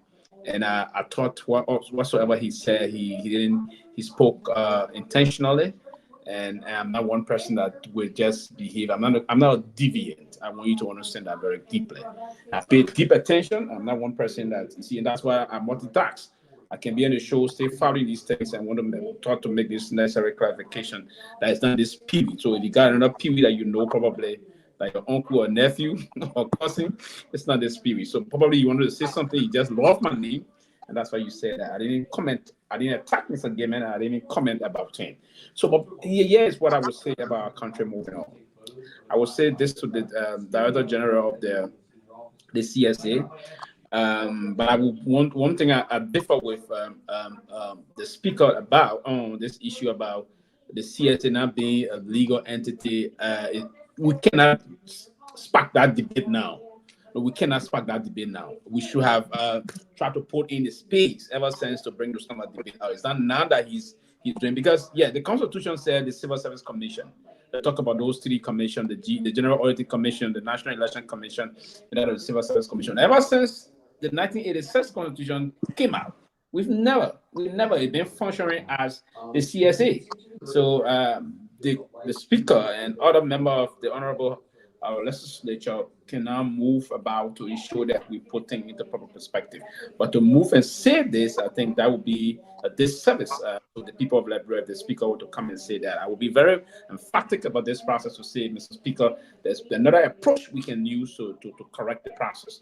But if he's misstepping, and I do vehemently disagree with Mr. Joke in terms of most of his policy applications, it's wrong. And we cannot also move on to say his stance, because he just came there. There were other individuals there, and the legislature cooperated with them, and we passed budget for them, if you will. So we can correct these measures and move forward. But I think our Congress need to be given the period. You cannot just arbitrarily dismiss people. The arbitrariness is what I'm talking about. So I hope that we will amicably solve this situation, and the young Congress will go back to work. And what I will ask them to do is to cool off a little bit, and allow other state actors to play some role in this matter. I think it's gaining some traction, and we should allow those things to play out diplomatically. Yeah. Thank you, and good night to everybody. Thank you, Mr. Sylvester P. Lofa, you want to have your closing argument? Most definitely. Let me first of all commend you for the great work done tonight. I must just reiterate that little did I know that you could be self-contained in the way that we experienced tonight. Look, I'm you're laughing. I see you laughing, but I must admit though, I never expected that, but you know what, at the end of the day, and I mean, just jokes aside, and let us be real in our statements here. I want to say, just like I wrote on my page, that the decision on the part of Josiah and the UP government is distasteful, and I think every Liberian, every well-meaning Liberian, a patriotic Liberian, should oppose the idea of having to terminate young people based on their political affiliations. I totally disagree with it. I think we should open up the corridor for young people to agree and disagree based on their political ideals. And that is what politics is. Unfortunately, we have allowed ourselves to become enemies because of political disagreement. Nevertheless, I want to say this to President Boycott, and I want to say this to the general public. I said this before, and I am reiterating that I saw no good leadership ability or characteristics in President Joseph Numa Boycott. We needed a president who would unite the country. After the leadership of President George Weah, the country became divided. And so we needed a president who will unite the country and bring us all together so that we can start the process of rebuilding. Unfortunately, we selected to elect a divisive president, one who will sit and recline in his comfort zone and allow young people like Ben and others to be terminated from their position based on their political affiliations or based on the disagreement with ideas or decisions based on, illogical, I should say, decisions. Let me tell you this. I would support, and I want to say this and be kept on record for this. I, Lofa Julius, will support any uprising from the people who are victims of this unlawful termination of the innocent people in Liberia. We should not accept this. We should not sit here and play politics with it. I held those young people accountable for their previous actions because what was done yesterday was unacceptable yesterday. It will not be accepted today. Neither will we accept it tomorrow. So we should learn from history and we should act accordingly. Accord on the Joseph Numa Boycott's government, the rescue now excuse train to reconsider their decision and bring back those young people. Give them the opportunity to serve diligently. Josiah Joyka, you're a brother. I am warning you. This is a sound warning to you and the UP government. Stop trying to create enemies for yourselves. The people you terminate today have mouth to feed. And those young men and women expect you to act accordingly. You are not their employer. You are an employee of the Liberian people. And they are your employer. You think because you serve at an executive level or you are above them in ranks because of an appointment, so you now serve as their employer. Be mindful. Liberia belongs to every Liberian, whether born in Lofa County, in Grand Cru, in Grand Bassa County. We are all Liberian, and we must remember and we must hold ourselves accountable to hold and maintain the peace of that country. If some of you sit around and continue to mess around based on your political affiliations and allow us to go back to the dog days, your family and friends will not live peacefully anywhere else in the world. And I want to be very careful in what I say, but I want to conscientize all of you. Be careful what you do in Liberia. The young people deserve peace. They deserve better than what you're doing. Be mindful of what you do. Thank you for the opportunity. Again, I want to say this. Alex, why the truth that today I see so much smiles on your face. I've never seen this so much as I expected. But here you are today. You're smiling, you're laughing. But I want to say to all Liberians, let's all continue to ask for the Liberia deserves better. Thank you, Lofa. Thank you. And today, like being a moderator can actually tie you up. So when you are the moderator of the show, you definitely got to make sure you balance everything. You got to make sure everybody speaks. Everybody is heard. You got little say when you are the moderator. So I was silent, probably because I am the moderator today. So that's why I was silent. All right. Probably if I were not the moderator, I would be in a different shoe. I would be debating, I would be arguing, I'll be putting my points across in a tougher manner. But when you are the moderator, you got to make sure all sides are heard. So that was the role I was in today. So first of all, another thing is, and I like to, you see, government is not like a private corporation. If you got your private institution, probably you set the tone and you set the way things are done. The difference with government is, these are standards and systems that are put in place for generations. They are there, they are sitting down, and you got to abide by them. It's not you don't have to technically like people before you work with them in government. So now you get to work with people you don't like. If it were your private company, it's my private company, and someone in my private company is criticizing me, my stance is going to be completely different because it's my private company. If I don't like someone, I technically will not hire that person. But in government, it's completely different. And our people need to understand. It's completely different. You come to a setting where you meet system, where you meet structures in place. You can just change it overnight. So it's not people private corporations. So like the way people like Josiah Joker and the animosity he brings to the job, thinking that it's his private company. He comes, he reading all the different social media posts every morning. Who is saying what? You pick it or you screen it, you go for them. It's completely unnecessary. And even with all the vetting he's doing, if you look at what happened at the labor ministry the other day, over 100 people that Josiah Joker has said were probably illegitimate civil servants and all of that. When the people gather at the labor ministry, only to be told that no, your name has not been removed from the list. No, you're not. Because you told the public that some of them could not turn up. You told the public that some of them could not meet certain benchmark, but all the people turned up. So how come you got rid of over 100 people, but all the people show up to the ministry? So I think Josiah Joker has to retailer his issue. You think some of us today, the same way people are saying, oh yeah, let Ben and Fode, let them feed away for the action they told yesterday and blah blah blah. You think today some of us should not be celebrating these civil servants dismissal? But that is not how the country should be run. Because civil servants yesterday said they all wanted the country rescued. They said harmonization was not a good policy for them.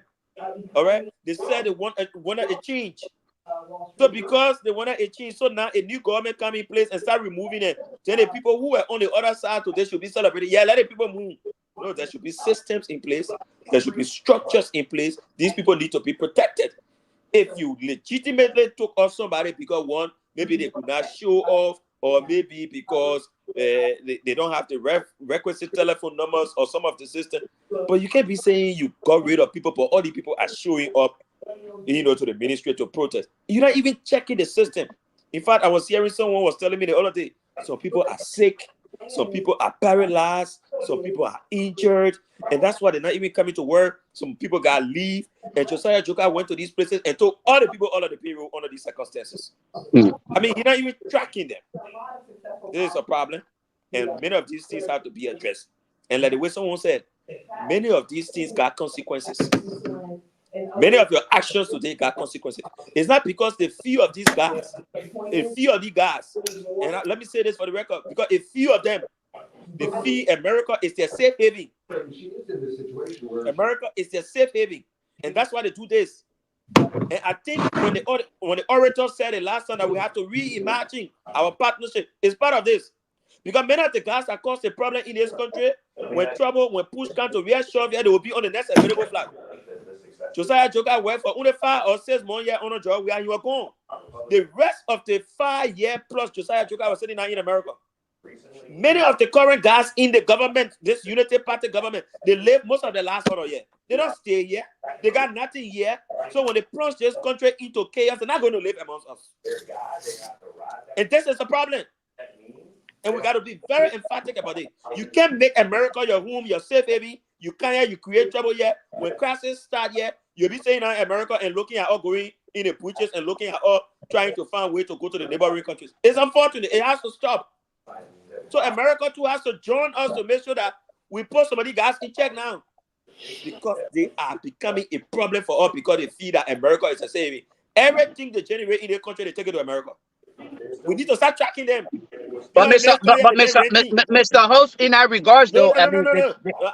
I'm not trying to speak, brother. You spoke. I disagree with you. We hustle here and sell the Liberia too. No. Right? Most of the men, what you of the money? You never go do business They and send come back here, to Liberia. they take the money from in the country, they go to pay the mortgages abroad, they live abroad full time. Josiah Joker live out of the country for the last 5 years straight. He never stay here. I can't wait till I have to host next. I can't wait till I have to host next. He never stay here. I know bulk of the people in the government that stay out of here for the last 6 years. From the day they announced George Weah, they were on the next available flight. They live America. They got all their kids there. They got all their belongings there. They only came here when there was another job available. They can't come here and put this country in chaos. We can't allow that. And America needs to start tracking these people because these people are the problem for the country. They feed and they play at the hustle ground. They only come here to hustle. We must start checkmating these people. If you want to be amongst us, you must be able to follow the rules and everything about this country. Thank you. Tomali, go ahead, please. Thank you. Am I running away passing too? Yeah, let me first of all, Toga, thanks for the show, man. I think you did a very good job hosting the show tonight. I will appreciate it. Usually Friday is a time that we all rushing and doing stuff. But again, the dismissal of these guys at the MCC, I think it is illegal. I think it should be revisited. And we call upon the national legislature, which is the first branch of the government, to intervene and seize of this matter. It's a serious thing. If not handled the right way, it has a propensity to plunge this country into a serious problem. Don't forget, there have been a tenure. The tenure issue came about, and they doing audits now. And coming out, like I said earlier, I'm all for audit. I saw some checks yesterday on NSA payroll that was drawn. I was shocked. Billions of dollars, but we'll be discussing next week. The checks will be made public here, and we'll ask the questions. I mean, how can somebody be withdrawing, one person taking on a check of $1.5 million for what? For what? And the person that taking the name on the check, that somebody come up. You see the person, you say the person will get $1.5 million. No, the person happens to get that money. Well, I know, but we'll discuss it next week. It will be a serious discussion next week. The checks we'll make it public and discuss about these checks. So that's why I say this platform is not for the opposition. This platform is for Liberian people. We'll be objective and we'll be consistent and with reasonable minds. We'll not come and take sides. That's what Toga said. We have diverse version of views here. Okay, so we call them anyone. Perhaps let me leave that. But I will also shortly share the. No, say what you want to say. Go ahead. I will share the recast. I will share the recast. The recast, watcher. I will share it with everybody, especially people like Professor Kennedy can review it, analyze it, and make it simple for us. Yeah. So next week we'll have a lot of great show next week. In fact, on Tuesday we'll host the wife of man. I hear myself, man. On Tuesday we'll host the wife of an employee of Asala Metal. That company. We'll go after that company next week. That company they are doing a lot of things to the Liberian people, and when you try to make issue, the Liberian government official will tell you, say, I want pepper bush. You got lawmakers, you got officials of government close to the seat of power, protecting Asala Metal for the injustices being meted onto Liberian employees. But we have the wife of one of the employees that have been treated so bad. She'll be here next week and to tell her story and hear some revelations what happened at Asala Metal. Okay, we'll be here. So, Tamale, quickly, if I can just state this, I have been trying to reach out to the former First Lady, former President Samuel Doe's wife, and if anyone has connection to this woman, I just want to know whether her amenities or whatever privileges have been reinstituted.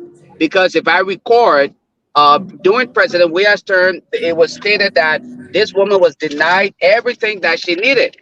All right. So I don't know whether it was settled. And now that President Boycott is in office, they have reinstated her rights to all of those things that she deserved, and she's receiving them.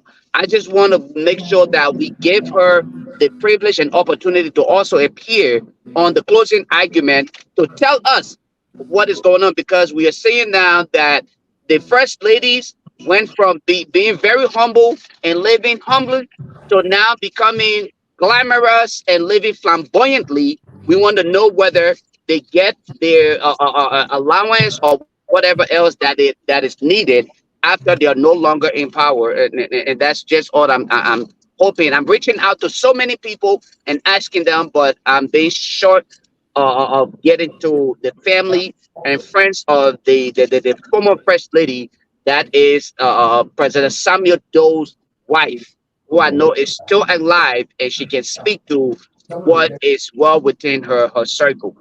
Okay. So as I said, next week we have a lot to unpack here, and we'll see what happens for next week. But guys, again, we're using this occasion to call on the lawmakers, the House of Representatives, the Senate, to take seize of this matter that happened at the CSA. And my friend and brother Jokai, your name is coming up too much. I think you are exerting on your self-power that you do not have. I think you should try to exercise maximum restraint and act accordingly. As I end, my only fear right now I'm having is that I'm afraid that if we do not handle things the right way in Liberia, it would take a different course. And we all know you don't want to see us plunge our country into another more situation of chaos, because you have a divided country. I will keep on saying the country is divided. Okay, I spoke to a lawmaker today who supported the rescue team, and that lawmaker is no more supporting them again. And No. Tammany, the excuse train, not rescue. You keep mispronouncing it. Excuse. Yeah, who supported the rescue team, and he's no more. That's not a name of the excuse. His name is rescue. So you got to call it appropriate nomenclature. Well, no. It is. I understood it to be excuse. I got one more second to end. Please, I beg you. So, guys, I just want to say again, it's a serious thing. People got to understand that Liberia is all we have. We cannot, nowhere else we can go but Liberia. From us, some people will be relocating to Liberia soon. In the next few years from now, we'll be back in our country. We want to protect that country. And lastly, on behalf of the closing argument, I want to congratulate Samson Monsterey. He's now the closing argument phase of journalism in Liberia. He'll be attending most of the press conferences in Liberia at the Executive Mansion, the MCAT, the Capitol Building, and a lot of breaking areas of the news trending in Liberia. Starting effective next week. Want to say we'll call over his support him. We'll have a closing argument to be all over the place. People have been asking us, and I spoke to those who will be accredited him. And as soon as the modalities are completed this weekend, we'll see our closing argument man up there next week. We're calling all our supporters and viewers to support him. Let us make sure that we are all over the place to make sure that the closing argument is second to none. Thank you again. Thank you. Happy weekend, everyone. And let us. Thank you, guys. Thank you. Good night. Thank you. Thank you. Good night. Good show, Toga.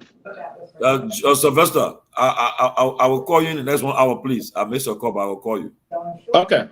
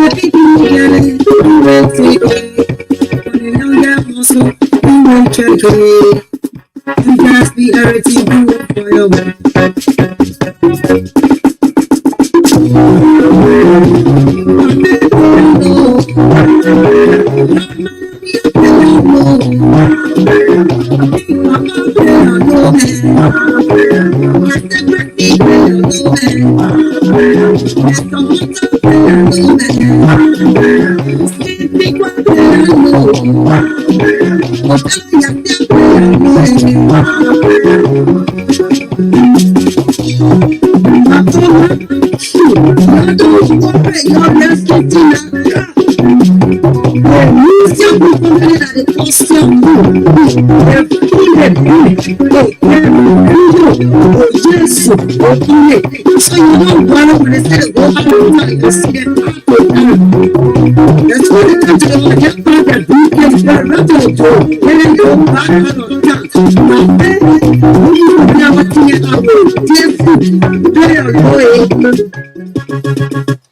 So set in the player low 96.1 Truth FM.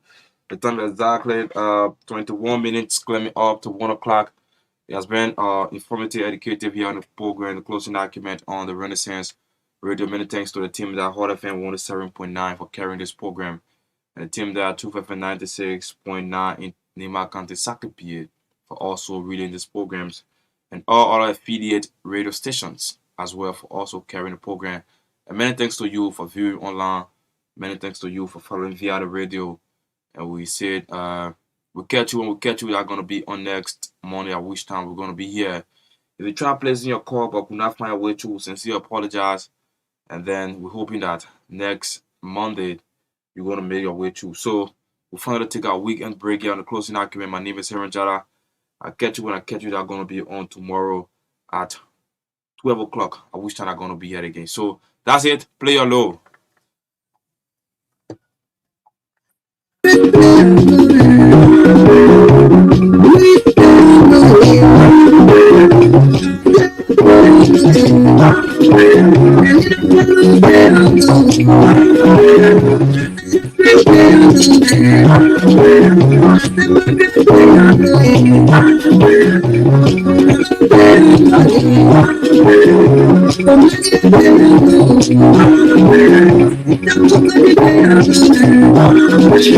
FM 90.1, the heart and soul of Liberia.